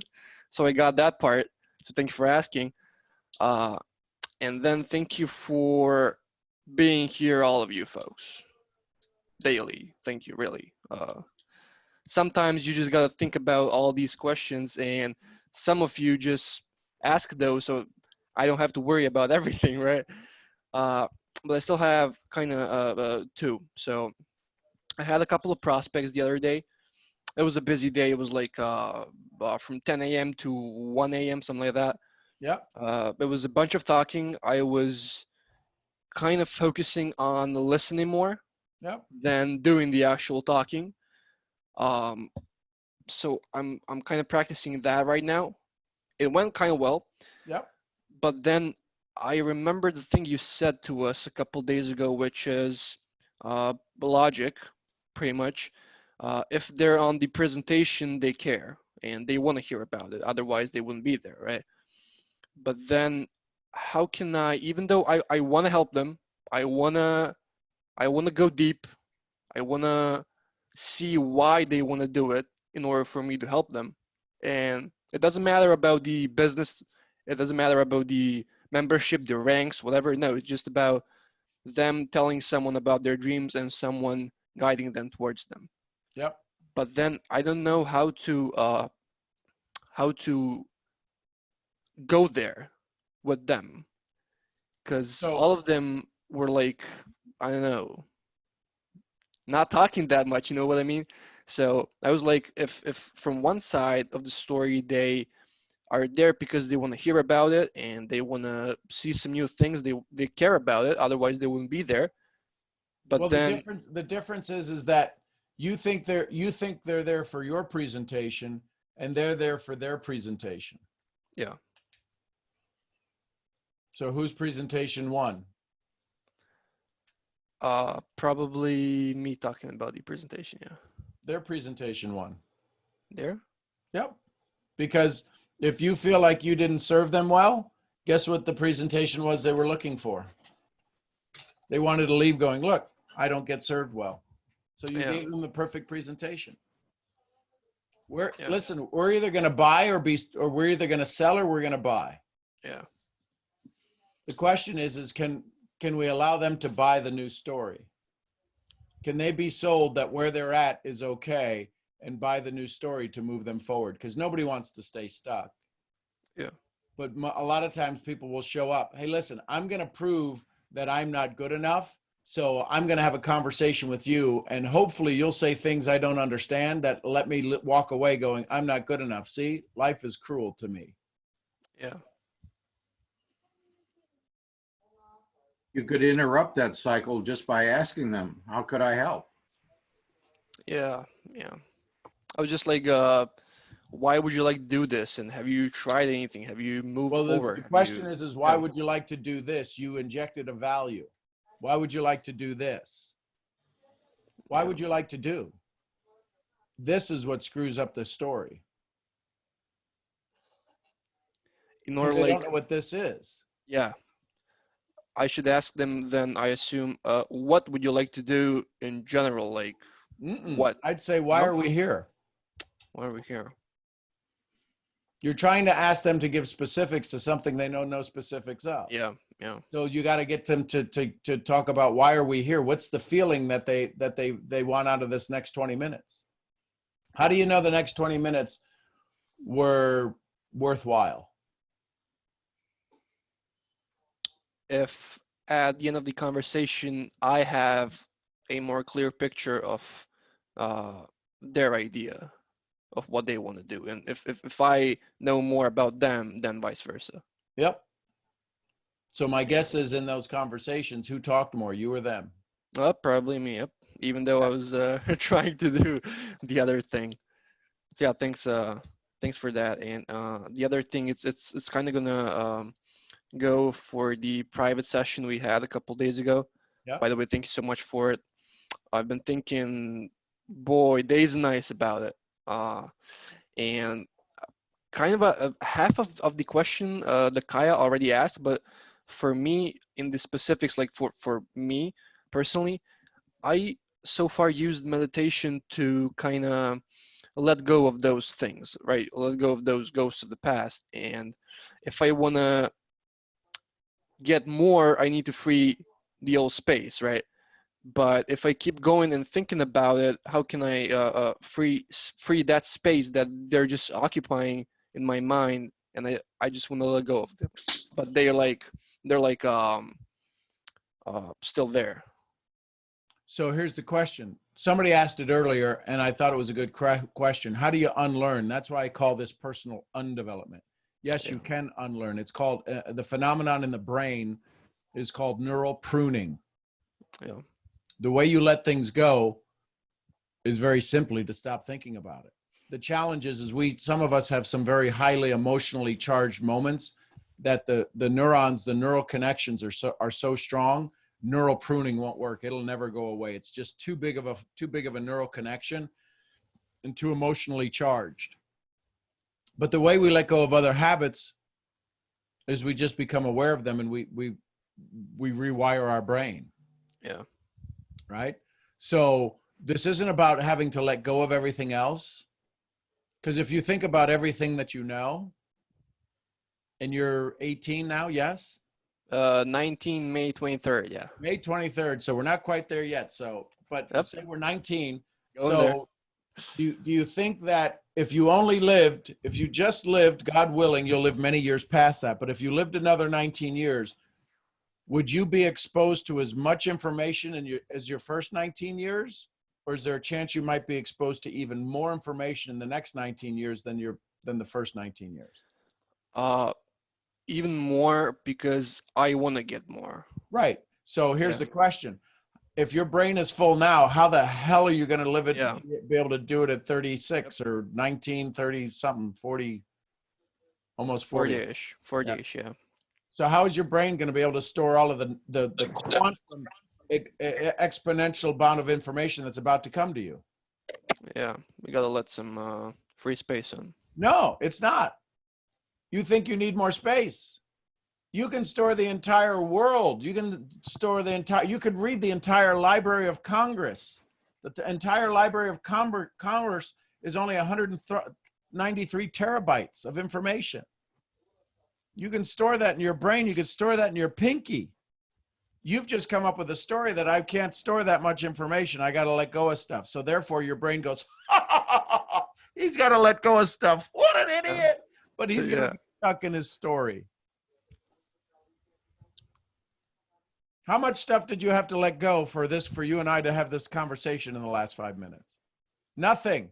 Not a single thing. Did you have to go into meditation? I got to go into meditation before I talk to Sean because he's just Nope. We have these things. We have these crazy ideas that, oh man, my mind is just racing. I got to let go of the old stuff. It's called personal undevelopment. Just choose not to use that stuff. Now that's easier said than done. I get that, right? Don't think of a pink elephant. What I think about pink elephant, yeah. But it was like those barriers we talked about with RBP. Right. Those are the things I most often think about, because now I'm just like focusing on getting past them in like or to move forward with this business. And I kind of just so how do you, so think about this. You say you want to get past them. Yeah. Right. So let's say this is the barrier. Yep. Which side are you on? How do you know you're not already past them and you're having the Leo conversation where it's actually you're still feeling the resistance, but you're already past it? How do you know you're not already past it? Why did you make up in your mind that you've got to get through the barrier? You've got to get around the barrier.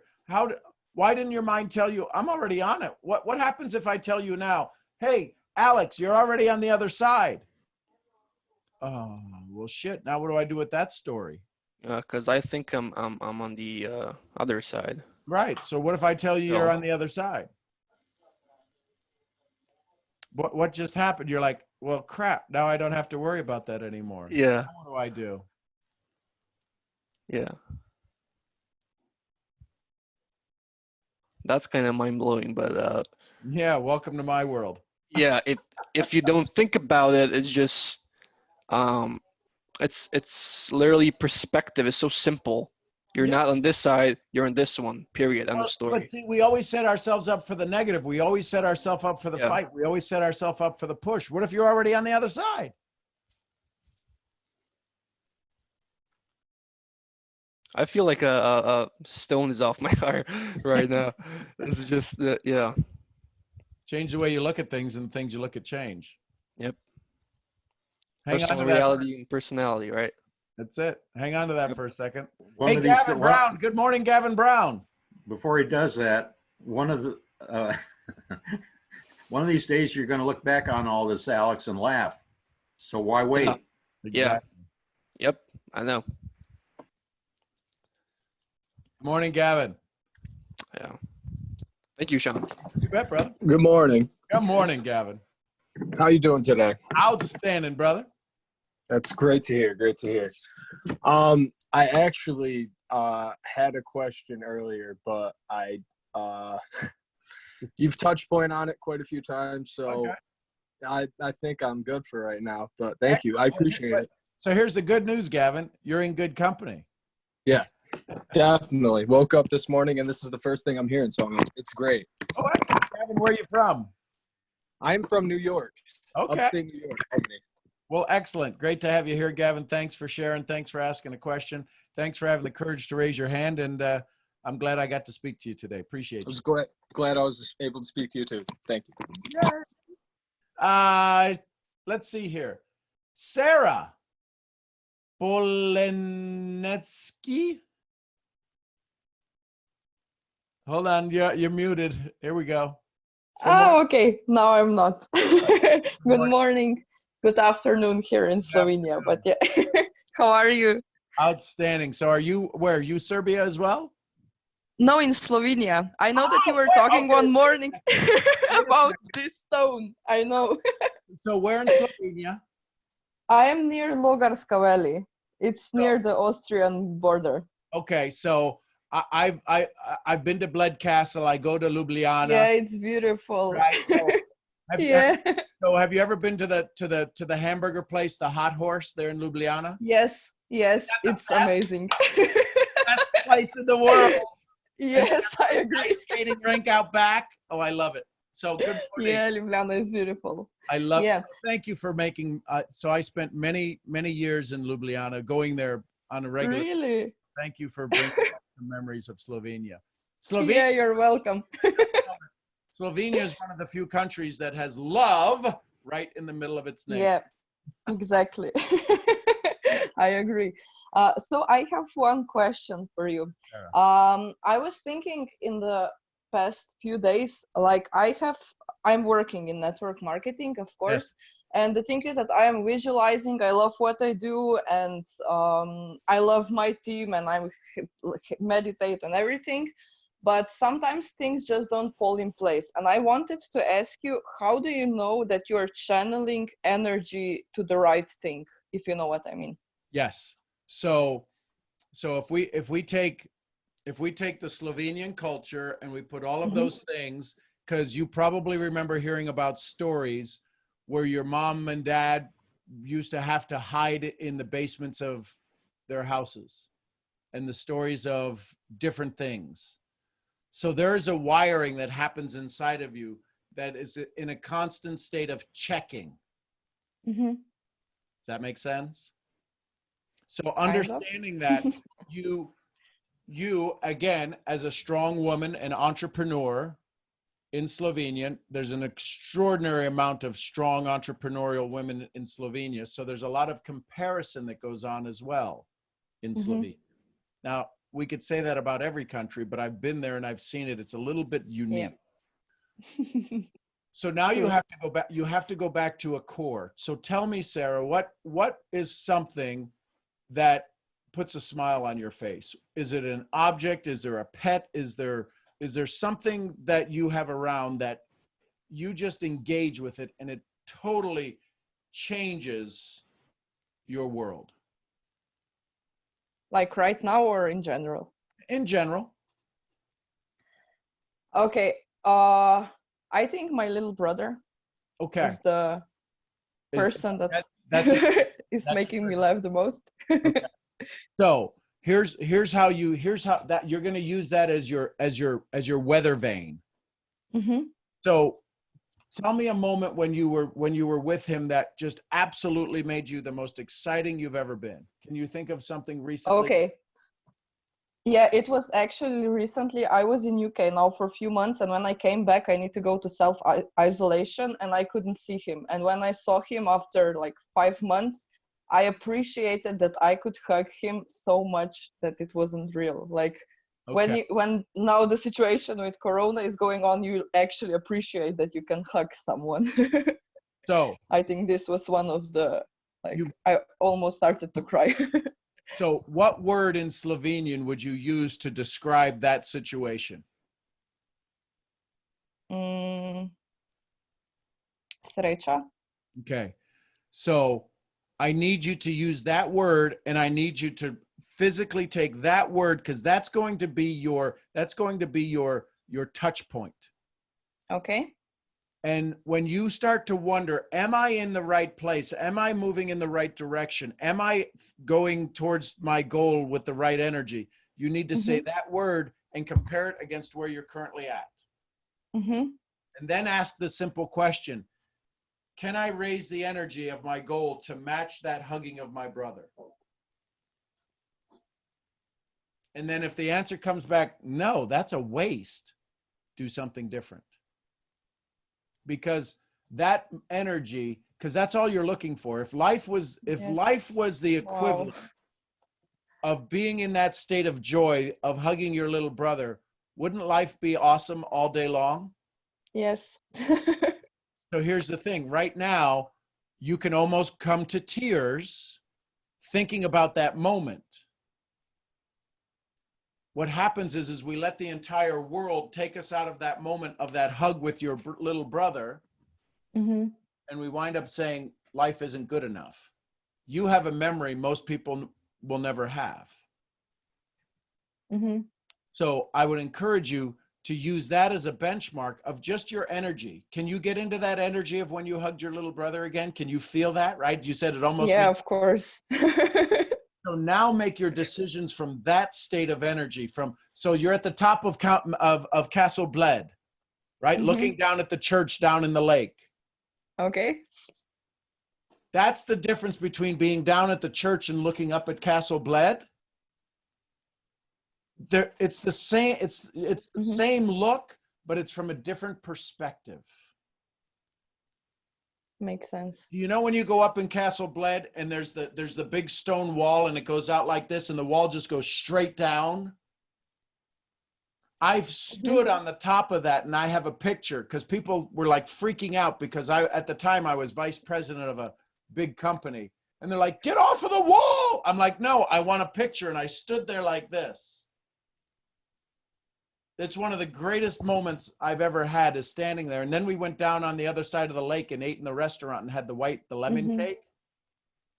Yeah. Have you tried kremšnita? Yes. It's really good. I love it. Good. Do you love it? I love it.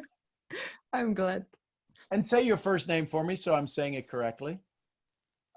Sara Podlesnik. Okay, so Sara. So my friend Barbara Pogorchek, right? Okay. So those are my friends that live there, and their daughter is now an Olympian gymnast, but she was just this little peanut when I was there. Mm-hmm. Sara, thank you so much. Did that help? Thank you. Yes, it did. Thank you so much. I really needed to hear this today. Well, thank you. Listen, you have a very special place in my heart as somebody from Slovenia, but as this powerful woman. But please know that you are always welcome here. You are always welcome to call me. Find me in social media. I would love to. I will for sure. You bring back great memories. I've had a lot of tremendous friendships in Slovenia. I've gotten drunk probably way too many times as well. Yeah, it's Slovenia. That's Balkan country. Yeah, too much alcohol here. Yeah. Thank you so much. Have a nice day. Hvala. You're welcome. Oh, this is life. You know what? You just never know what you're going to get. Life is like a box of chocolates. Let's see here. Keisha. Where's Keisha? Hello. Hello. Good morning. Good morning. Thank you. This is my third time here, and I'm very happy and grateful to be here. Wow. Thank you, Keisha. Yeah. Okay. So I just joined a multi-level marketing company, And when we approach people, what is a question or a proposition? Oh, sorry. When we approach people with a question or a proposition, like a business opportunity, how can I get them to ask why when I'm the one asking them if they want the opportunity? Great question. Keisha, I'm not allowed to ask brilliant young women their age, but could you tell me your age? I'm 21. I'm turning 22 in August 19th. Yay. See, once you get over 50, it's like, well, I'm 50. Well, no, you're like 55. No, but I'm 50. We try to go the other way with our age. So Keisha, here's the thing. Do you believe, and I know the answer to this, but I want to hear it. Do you believe that what you have to offer is valuable? Yes. Every day, my belief in the company grows. Absolutely. Because Now, I can see, yeah. But here's the thing that I would want you to truly have belief in. I'd want you to have belief in the name that's on your mailbox, not the name that's on your check. Because you can believe all you want in your company, but your company might not always believe in you, and they may do silly things. Okay. Have you ever heard of anybody in network marketing where they left their company? Yeah, I've heard about people who left, but not personally. Right. So what I want you to understand is, as you start off on this amazing career, and thank you for having the courage to step into this profession, I want you to always build you. Okay. Because people do business with people they know, like, and trust. Okay. Now, this is the first time I'm hearing your voice, but I promise you there's 78 people on this call. They have all fallen in love with you because of your voice. Okay, so I've been getting this all the time. And I'm just like, okay, so what do I do with my voice, you know? I don't know. You make it you make it intoxicating. That's what you do with it. And because there's a certain level of energy and please take this with all the love I mean it, childlike desire to serve. Yes. Yes. We haven't met before. This isn't planned, but I'm hearing all of this from your voice and from the way you read the question. So here's the thing. Would you say, there's 76 of us on the call, if I were to ask everybody on the call to point to the most important person on this call, everybody would point to themselves. Mm-hmm. So would you say that your time is valuable? Yes, now I'm learning the importance of it. Okay. So you get, okay, so it's sinking in now. So your time is valuable. And your company, no matter what company you're in network marketing, only pays you to do one of two things, and sometimes both. But the two things it pays you for is to, one, find customers, and number two, build leaders. So right now, maybe, quite possibly, you might be better at one of those than the other. You might be good at finding customers for your company, for your service, for your product, whatever it is.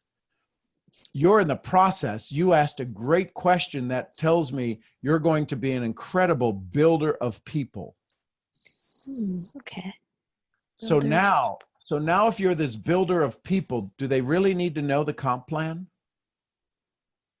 No. And if they need to know the comp plan, how much of the comp plan do they need to know? Whatever the first step is, that's it. Okay. So just joining and taking that risk, basically. Well, it's not a risk. It's because they can only take the next step. Your responsibility as their sponsor is to be one step ahead of them. Okay. Now, what if they join and what if you sponsored me? Suppose you sponsored me in your company. There might be a chance I might outgrow you. But I could never outgrow you if you constantly lead me to the source, which means learning other people's stories. Okay.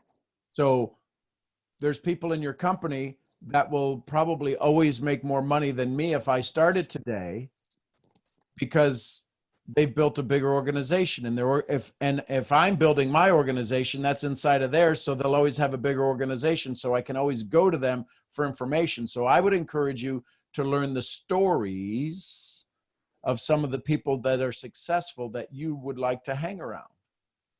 Okay. Because here's what I promise you. If you call them and say, I need help, I need 5 minutes of your time, and you ask them a question, a brilliant question like you asked me, they will always give you 5 minutes of their time. Thank you. Thank you. Does that help? Yes, it did. It did. Did you have So Go ahead. I could use my voice to build leaders, essentially. You can use your voice to inspire people to take the next step, which Okay. which in turn then means, yes, build leaders. Thank you very much. You bet. Keisha, where are you from? Right now I'm in Boston, Massachusetts. Okay, cool. There's the oldest bar is down there in Boston. It's there's a little clam shack, and I forget where it's at, but yeah, it's Boston's an amazing place. I lost a leather jacket there one night, and funny how we found it again. So yeah, there's a lot of stories I have about Boston. But Keisha, thank you for showing up today. Thank you for being you and just gathering all these, beautiful people here. Like all my questions have been answered, So here's what so Keisha, I would say this. You were just on a call with a global community from Serbia, Slovenia. I'm not sure if any of the team from Latin America is on there, from Quito, Ecuador, Peru. From Panama.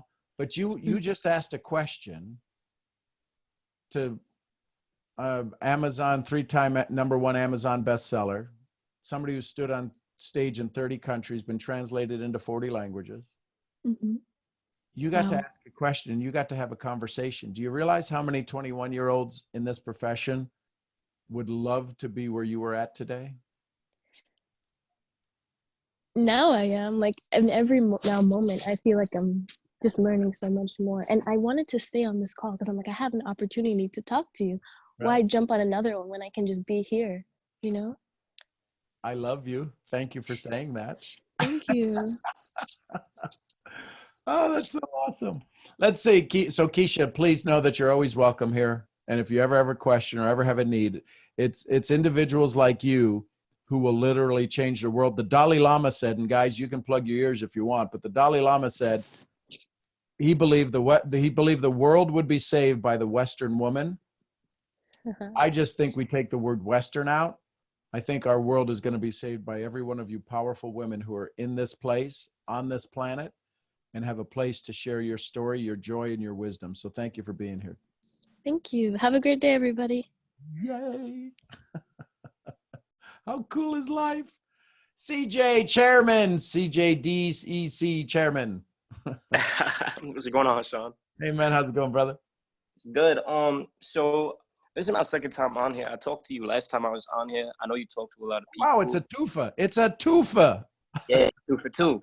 So I don't know if you remember, but I remember I asked you about motivating my team. I just wanted to thank you because I took your advice about basically you said that I needed to lay out like each person on my team's goals, not me laid out, but ask them what their goals were. Yep. And so, like I went through and I had, not everyone did it, but I had, the people that were really locked in, they all, wrote down a list of goals, and so I've been trying to keep track of, how far they are with reaching their goal. And I've definitely seen an improve, not in their motivation, because I've learned, in the last week or so that motivation comes and goes, but they're definitely more inspired to reach their goals. And, I'm still working on, trying to stay organized. I think I need to make, maybe a notebook just for my team and their goals. I've never been the most organized, so I'm working on that still. But, I wanted to thank you for that. That definitely created some more momentum in my team. I've seen some more progress. Well, here's the thing. Everybody would love to work on their story, but all too often in this profession, we give them a story that they should work towards, and it's not theirs. So nobody really gets excited. They get motivated, but Jim Rohn said it best. You motivate an idiot, what do you get? A motivated idiot. So I'd rather let them see their own brilliance. I'll go back to Keisha. Keisha asked a question that's a very great question. which because it told me a lot about her, because she said, well, how can I go ask them, why are we here? If they came to talk to me, do I have the permission to do that? And then all of a sudden, as soon as she grasped it, and this is what I love about the way that the female brain works. If it finds the thing that syncs with them in time and space, it would take a crowbar to now pry that idea out of her head, that her time is valuable, that she's important. So if you, as you go through this, CJ, and you let everybody know that the goal that they're working towards is valuable, and you won't give up on them as long as they don't give up on them, you get to call them every day and say, hey, listen, quick question. Are we working on, and if they numbered their goals and it was number 4 that they wanted, hey, we working on number 4 today? Yep, we are. Done. You don't, what more motivation do you need? When they call you to complain going, is this going to help you get closer to number 4? No. Well, then why are we talking about it? Yeah, my goal, my job, my responsibility is to get you to number 4. Are we at number 4 yet? Nope. Let's get going. Yeah. Good job. Hey, listen, thank you for implementing. If this is your second call and you're talking to me and you already said I implemented, and here's the good news, folks, it worked. I'm glad he tried it so the rest of us didn't have to. Yeah, and so on top of that, now I have another question for you. Yep. That might help me going forward too. So I've been trying to work on being more motivated in the morning. I've gotten into a really bad habit of waking up, laying in bed. Like I woke up today, like I had some breakfast, but like I hop back in bed, especially with this whole quarantine thing. It's kind of tough, but yeah, just like getting up and getting motivated in the morning. And I even was watching the Alex Morton training. Yeah. And like I have a little whiteboard. I wrote down my millionaire morning. First 20 minutes, pump the positivity. Have vision of where I want to go and go to work. And that's all cute and everything being on my wall, but I got to actually do it. So 2 things. One, if you wrote it and it's on your wall, here's a question that you probably haven't been asked. Have you gone over and touched it? No. So therefore it doesn't exist in your world. It's no different than a speed limit sign. All right, hold on. Give me 1 second. I got you. All right, now I'm touching it. Right. So whenever you go through 1, 2, 3, 4, just put your finger to the left of it, because just like Sada, we took Sada through her hugging her little brother, and she almost got emotional enough. So when you go through that board, when you touch that board, when you touch number 1, you put your hand out and you touch number 1 and you say that goal and you start to feel that feeling, because here's what happens. Alex is an amazing soul. And so is Jason Brown. Good friends. The difference is that you'll write goals on your wall from them, and they have it, so you see them get so emotional, you see them get so fired up. But the challenge is that they get you fired up and then you don't know what to do with it. You got to go touch that goal. You got to put your hand on it. Mark Victor Hansen taught me, he says, if you write down a goal and don't touch it, you may as well have wrote down a recipe for chicken soup and not cooked it. Yeah. So these are the little things that experience will bring you over time. Yeah, I definitely feel that. When I was at my college before I came home, I wrote, like a $1 million bill. I drew the $1 million on my bill, and I would wake up every morning, like you said, and I would touch it. And you're right, that definitely motivated me a lot more than it just, being there. So see, you already knew the answer, but because it worked for you, we sometimes forget to do it. Yeah.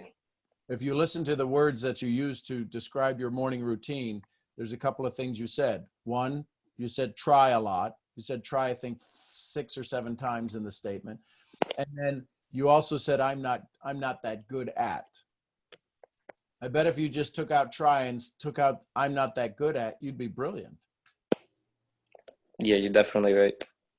Well, it's not about me being right. It's about you just realizing. And then, so what that just told me is like, yeah, see, there's one more thing I'm not good at. No, you're brilliant at it. I need you to be brilliant at it. So you're already amazing at it, CJ. Nice job. Does that help? Yeah, thank you. Okay. What's one thing you learned, one thing you liked from our conversation? That I need to stop acting like I'm gonna try to do something, and I need to get like Nike and just do it. Yep. And here's the thing. You're 2 for 2 on a call with me. I'm gonna make it 3 for 3. Don't worry. I got you. Here's my point. But so did you ever think about giving yourself credit for the second question? Yeah, I actually motivated some of my team members to hop on this call today. Excellent. And now you get to go back and you get to say, thank them for the motivation, right? Because a leader leads from the front. You ask questions. You didn't sit there and just take notes. So a leader leads from the front. They inspired you to ask another question because your desire is to help them. Give yourself a little attaboy today and a little reward for being here and for doing that and for inspiring your team. The world needs you, brother. Thank you. All right, man. Have a good day. You bet. Appreciate you. Let's go to iPhone 3X and then Delia, and then we're going to wrap it for the day. Good Lord, it's 2 hours already again. RBP, what's going on? iPhone 3X. Let's see. It's Kicks on Fire. Kicks on Fire. Okay, I'll read it. 45. Yes, no, going once, going twice. Outstanding. Hello. Oh, okay. Go ahead. Yes. Hello. Yes. Good morning. How you doing? I wanted to come on here and I had a question. Okay, go ahead. Like lately, it's been like I've been struggling with being consistent on certain things, but it's like I know what I should be doing, but now it's like I don't see the results that I'm looking for. Like Right. I've been in this network marketing for a little while, and it's been like certain stuff that I know I could do. Yep. Like, speaking in front of a lot of people is like it's not a big trait of mine. So like being able to post content on social media with my face in the camera, but it's like I question myself like before I post it or certain things like that. So tell me your first name. Joshua Tyler. So Joshua, do you think there's a lot of people out there like you that might be that aren't on social media or don't do things on social media because they might be nervous?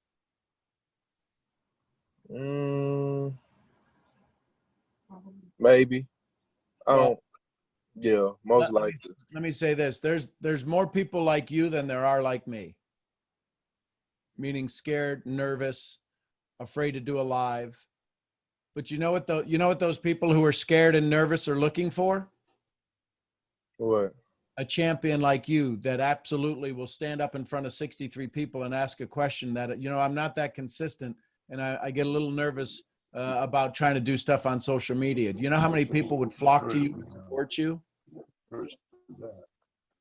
Yeah, kind of. But at the same time, I want to be able to lead by example. Like if I listen, hang on. You're trying to talk yourself out of your own success. If you went and did a video today and said, I'm a little scared and I need some of y'all to just give me some likes because I'm nervous as heck. So I'm building a business and I'm going to get better at it. So if you're a little scared and nervous, I'd love for you to be a part of what I'm doing. You'd be surprised at how many people would give you the courage and you would be leading from the front. You're thinking you're trying to lead from the front where I'm standing. You can't stand where I'm standing. I've been there for 22 years. You can come stand next to me. I'd love for you to do that. Yes, sir. But you don't have the scars I have. You don't have the pain I have. You got your pain. I could never do what you do, but I could stand next to you and support you. So don't try to lead from my position of the front. Lead from your front. And if you do that, you will be surprised at how much your business will grow with people who say, listen, Joshua, you were an inspiration to me. I remember watching your first video 10 years ago. You inspired me to join you in business. And you're like, what? I promise you, I've done this thousands of times with people. If you just take a moment, turn on that camera, and just be as awkward and as you want to just delete it, leave it up. Because when you're making your 6 figures or 7 figures or whatever your ultimate goal is, people are going to call you lucky. And you're going to go, luck got nothing to do with it. Go back and watch my first video. Save it. Save it. Because that's what's going to separate you from everybody else. See, Alex Morton couldn't do what you do right now. Jason Brown couldn't do what you do right now. They could not be as timid and as scared as you are and still face it. True. So I'm going to let you know, step into your future. You don't need to be any better than you are right now. You can't be. And if you wait, you're going to miss out on an amazing opportunity to take care of you. I promise you. Thank you. But it was like when I made my first video, and it's like now I know I saw it, like you said, I started to get people like to notice more, and then like even once I post the first video, it's like more people view my story, they view the post. Yep. But it's like now it's like it's at a standstill to where it's like nobody, I still reach out to people, but it's like I feel like they don't take it as serious. Well, as like you haven't given them anything new to take serious. True. Yeah, I know it sucks. Doesn't it suck to be with a little Yoda? Oh, you're right. Damn it. Go give him something new, brother. Yes, sir. Thank you. Thank you, man. I appreciate you. Nice to meet you. Nice to meet you too, Joshua. Thanks, man. Delia, you get to wrap it up for us, and then we're going to RBP in East Texas. Very quickly. I know that I have trouble posing the question and stopping. I know I'm supposed to breathe after I pose the question. Yeah. What can I do to help myself with that?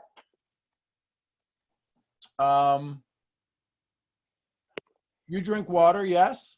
Yes. So when you ask the question and you're waiting for the answer, put the glass of water to your mouth and start to drink. Thank you. Love you. I want to say one more thing about the gentleman that just went on the air, and about not being consistent and worry about doing videos. I want to tell him that I was just as nervous and my tongue used to like tangle, and I was very awkward, and I would drop the camera, not on purpose. Clumsiness. Yep. And what I want to say to him is, if the audience is bored of the clumsiness, I had to go through my Facebook page and look at the people that have more than 20 friends or less than 10, and kind of like follow them, but they're not my friends, so I can get new friends that don't know me, that can see my clumsiness and they can resonate with me and say, hey, Delia is so stupid. If she can do this video with her accent and her cue and mannerisms, so can I. Yep. And I'm not talking from success. I am successful talking and videotaping, but I haven't made millions. I want everybody to know that, because I don't like to pose. I'm real. Am I gonna get to make money in this profession? You bet. But I am not a millionaire, and I knew in the company that Sean is on, I registered here a month. I see growth in my mind as far as masterminding, but I'm in the process of recruiting my first affiliate or customer. And I am proud to say it, and I don't feel bad about it, because the reason that I haven't recruited anyone, or anyone has not come to recruit with me, is because I'm not ready to be that mentor yet. I'm getting there. It might happen today. Every day, every day you're getting better and better. Thank you. Love you, girl. Bye. RBP, take us home. Oh my goodness. Y'all got notes. I got lots of notes. Lots and lots and lots and lots of notes. We're not going to be able to get through all this. So I'm going to have to try to figure out a few things, and maybe I'll go backwards through it. Joshua, there, it's a long time ago, but there's a good old country song about the name Joshua. I am not going to try to sing it, but Joshua, my sweet love, I don't know why I hope you're still here. Yes, I'm here. Okay. Listen, you're going to get a little East Texas mama in you. All right. You have everything you need. I don't know who spoke over you or why they spoke it to you to step on top of you to move to beyond in life that they needed to go to. Sean always says there's two ways to have the tallest building in town. It's either build yours tallest or tear everybody else's down. I don't know who tore yours down, but I'm going to give you a few things, and I'm going to give you a few things to get you past this, hopefully, or at least give you a path to get past this. Is that okay? Yes, ma'am. Okay, listen to that. Yes, ma'am. That's sweet, boy. Oh, my goodness. Where are you from, first of all? Beaumont, Texas. Beaumont, Texas. I knew I was talking to a Texas boy. Come on now. Shoot, you're just right down the road. A few hours, but right down the road. We in Texas. All right, Beaumont, listen here. You got to get on, when you get on this video or when you talk to Sean or when you have to hear from me, we're going to remove the word but after somebody gives you some wisdom. Because Sean was putting some things inside your head because you, young man, have everything you need. You're this very attractive young man. You're bold enough to step up on a phone call in front of 60 some odd people and ask a question while always saying, I'm too scared to publicly speak. You just spoke. And as he was speaking to you and putting into you encouragement, you said, yeah, but. And that means everything he just said, you're wiping away and you're still going to go down the same train of thinking that you're on. That hinders you, and that's the thing that wrestles you the most. Have you ever heard of, or have you ever, and it's probably been a long time ago since this has ever happened, there used to be these traveling circuses that would come to town, and they had these elephants, and they would have a little elephant, and they would get this little elephant and they would keep it as long as they could. And this little elephant, they put this chain around this elephant's foot and they would stake it in the ground with a wood stake. Well, when it was little, that little elephant would pull on it and try to get free because it wanted to go see everybody. It wanted to run around the circus, and that stake would hold it. And as the elephant grew, they kept taking that elephant and putting that same chain and that same wooden stake, and they'd stake that thing in the ground and the elephant would just stand there. As the elephant got grown, that elephant could have one time just yanked that foot really hard one time, because an elephant can pick up like multiple trees at once, right? Mm-hmm. And all he would have to do is yank that stake one hard time and he would be free. But because at a young age, someone put that on him, he never realized his true power and his true strength. I don't know who staked you, but you've been brought here to be unstaked. And Sean just spoke that over you. And you saying, but, you know, you keep wrapping that chain and staking that stake into the ground. Joshua, you are a brilliant young man. You're smart enough to be so young to get your butt up on a phone call that some adults don't even have the courage or the tenacity to get up and get on. But you did. And you're here now. And you're absorbing everything. And you keep asking these questions. Oh, but why? But why? But how? But how? Stop with the but. Stop with it. Stop with the but. And start saying, Thank you. Thank you, Joshua, for getting me here. Yes, thank yourself, because I don't know the group of guys that are in your head that keep trying to combat you and take away your success, but you're going to change that to, and thank you. And thank you. It probably sounds like I'm sounding crazy right now to you, but it's going to resonate with you. It is going to resonate with you. You've got everything you need. As I was sitting there listening to you, this is what I wrote down. Step into fear publicly, and you'll be shocked at the results. Ask for the support, and it'll run to you. You don't get support because you don't give it. And if you don't give it, you don't know what it looks like, and you don't know what it sounds like, and you don't know what it feels like. That's why Sean tells us to send out thank yous, send out gratitude. That's support. And until you're doing that, you don't know what it looks like. Someone could be watching your videos and you say, oh, we're not getting more hits. I'm not getting any more feedback. Somebody could be giving you feedback, but because you don't give feedback, you don't know what it looks like.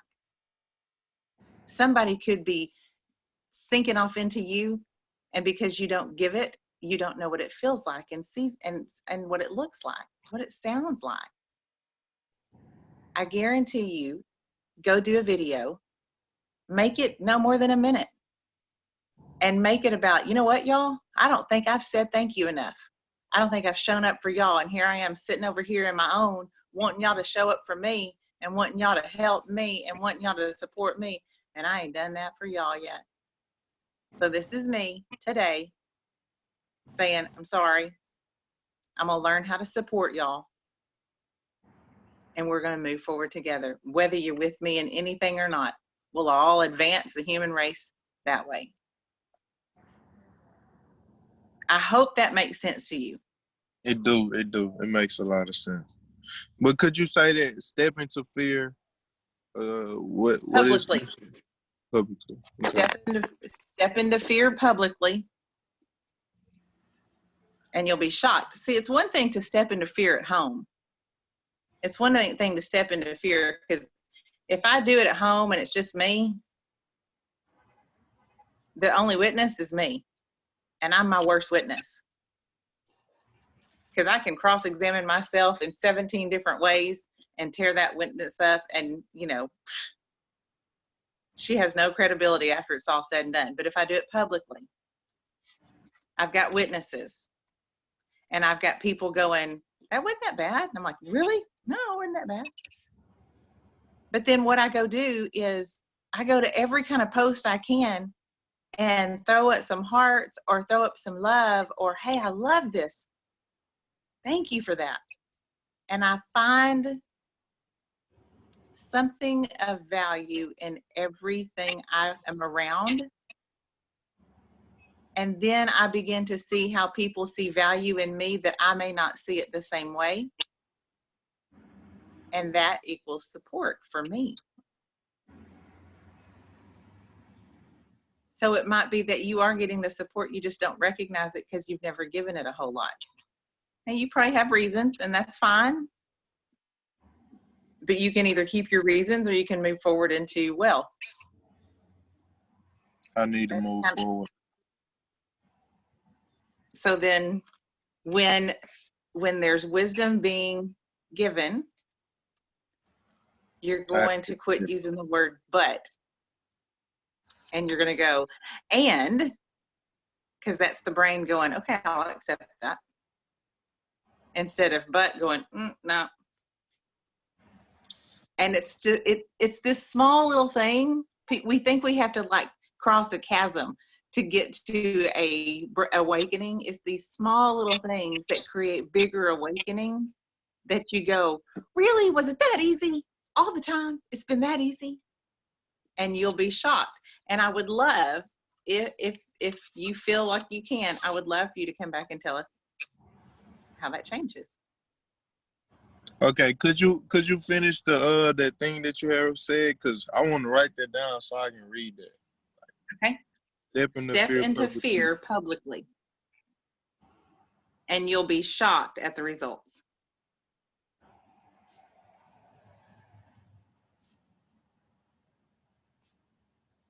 Ask for support. Hold on. Okay.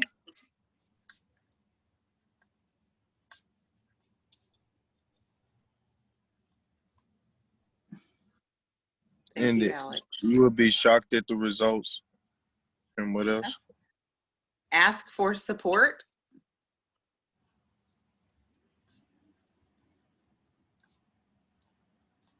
Okay. And it'll run to you.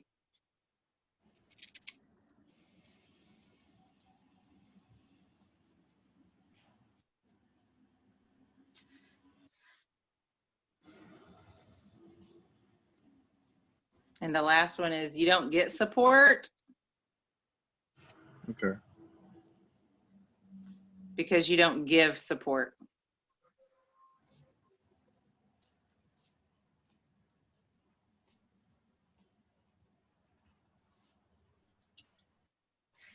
I do have an Instagram. Sean, will you type my Instagram in there so I don't have to try to do it on this phone?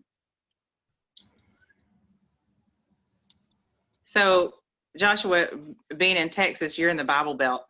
So I know you have got to have heard at some point in time in your life, you have not because you've asked not. Yes, ma'am. So ask, baby. Ask. That's all you got to do. As you ask, it'll come to you. Remove the block of but, and it'll come rushing to you. We make things so hard that we feel like we have to have this unbelievable breakthrough and this unbelievable, humongous wealth of information before we can have this aha. It's as simple as looking at a leaf. It's as simple as changing the word but to and. It's as simple as just sitting and breathing in and then exhaling. And there's so many more things I could talk about here, but Joshua he hit me right in the feels. He hit me in the heart. I just wanted to grab him and hug him, squeeze him. And it's probably because of the whole mama heart inside of me. And I just see his heart and I see some things and hear some things that he ain't saying, and he didn't have to. That's fine. The other thing, and then I'll get off this call. The other thing is y'all say one other thing and it hinders some success coming your way. And you say the phrase, what would Sean do? Let me tell you right now, if you do Sean Murphy, you're going to sound like a bad copycat. Stop it. Shut up. Stop it. Stop that crap. It's not what would Sean do. It is what would Sean provide? What would Sean provide? You can't do him. I'm lucky enough to work with him, and I'm lucky enough to work with an amazing woman that I've never met anyone like in my life, Angel Fletcher. If I do Angel or I do Sean, I sound retarded, more so than my East Texas accent sounds right now. Are y'all catching this? What would Sean provide? Do you provide a place of landing for anybody? Male, female, black, white, purple, green, yellow, high yellow, whatever. What place do you provide for them to land to be loved and supported? It's exactly what Joshua just asked for, support. Do you provide a place where people can land? Because if you do, I don't care if you're selling mud, they will buy it and sell it with you. Everybody's heart's looking for a place to land. The reason I have gained a ton of success that I never dreamed I could have is because I figured out a way to provide a place for people to land, no matter their circumstances, no matter their pocketbook, no matter their gender, no matter their religion or spirituality. It doesn't matter to me. When your heart needs to be loved, I'll love it. So y'all, I love y'all, but stop saying, what would Sean do? Start asking, what would I provide? What do I provide? What will I provide? And then provide it. And don't be tied to whether they want it or not. They might land like a ladybug for a few minutes and then flutter away. At least you had them for a few minutes. Does that make sense, y'all? Is it a little too harsh? Perspective. I love you, Ashley. I understand you though. And thank you. You do? All right, Joshua. I'm here. I'll be praying for you. You Yes, can't ma'am. help but have some Northeast Texas now, brother. Okay. Okay. Thank you for the help. Absolutely. Thanks for listening. Your voice sounds better. Okay, Sean, I'll stop. Thank you. I love y'all. I love you. Love you too, RBP. So there you go, folks. Another amazing day, another amazing session. We get to do this all again tomorrow. Y'all bring your friends back. I'm Sean Murphy, founder of Mental Profits. I'll see y'all where? Next event. Bye for now, everybody. Love y'all. Hey guys, love you. Love you, my misfit family. I love you y'all. guys. Have an Ralph awesome says day. again. Everyone have a blessed Bye day. everyone. Thank I you love you so guys. much. Have an amazing day. Love y'all. Oh, yo. Bye.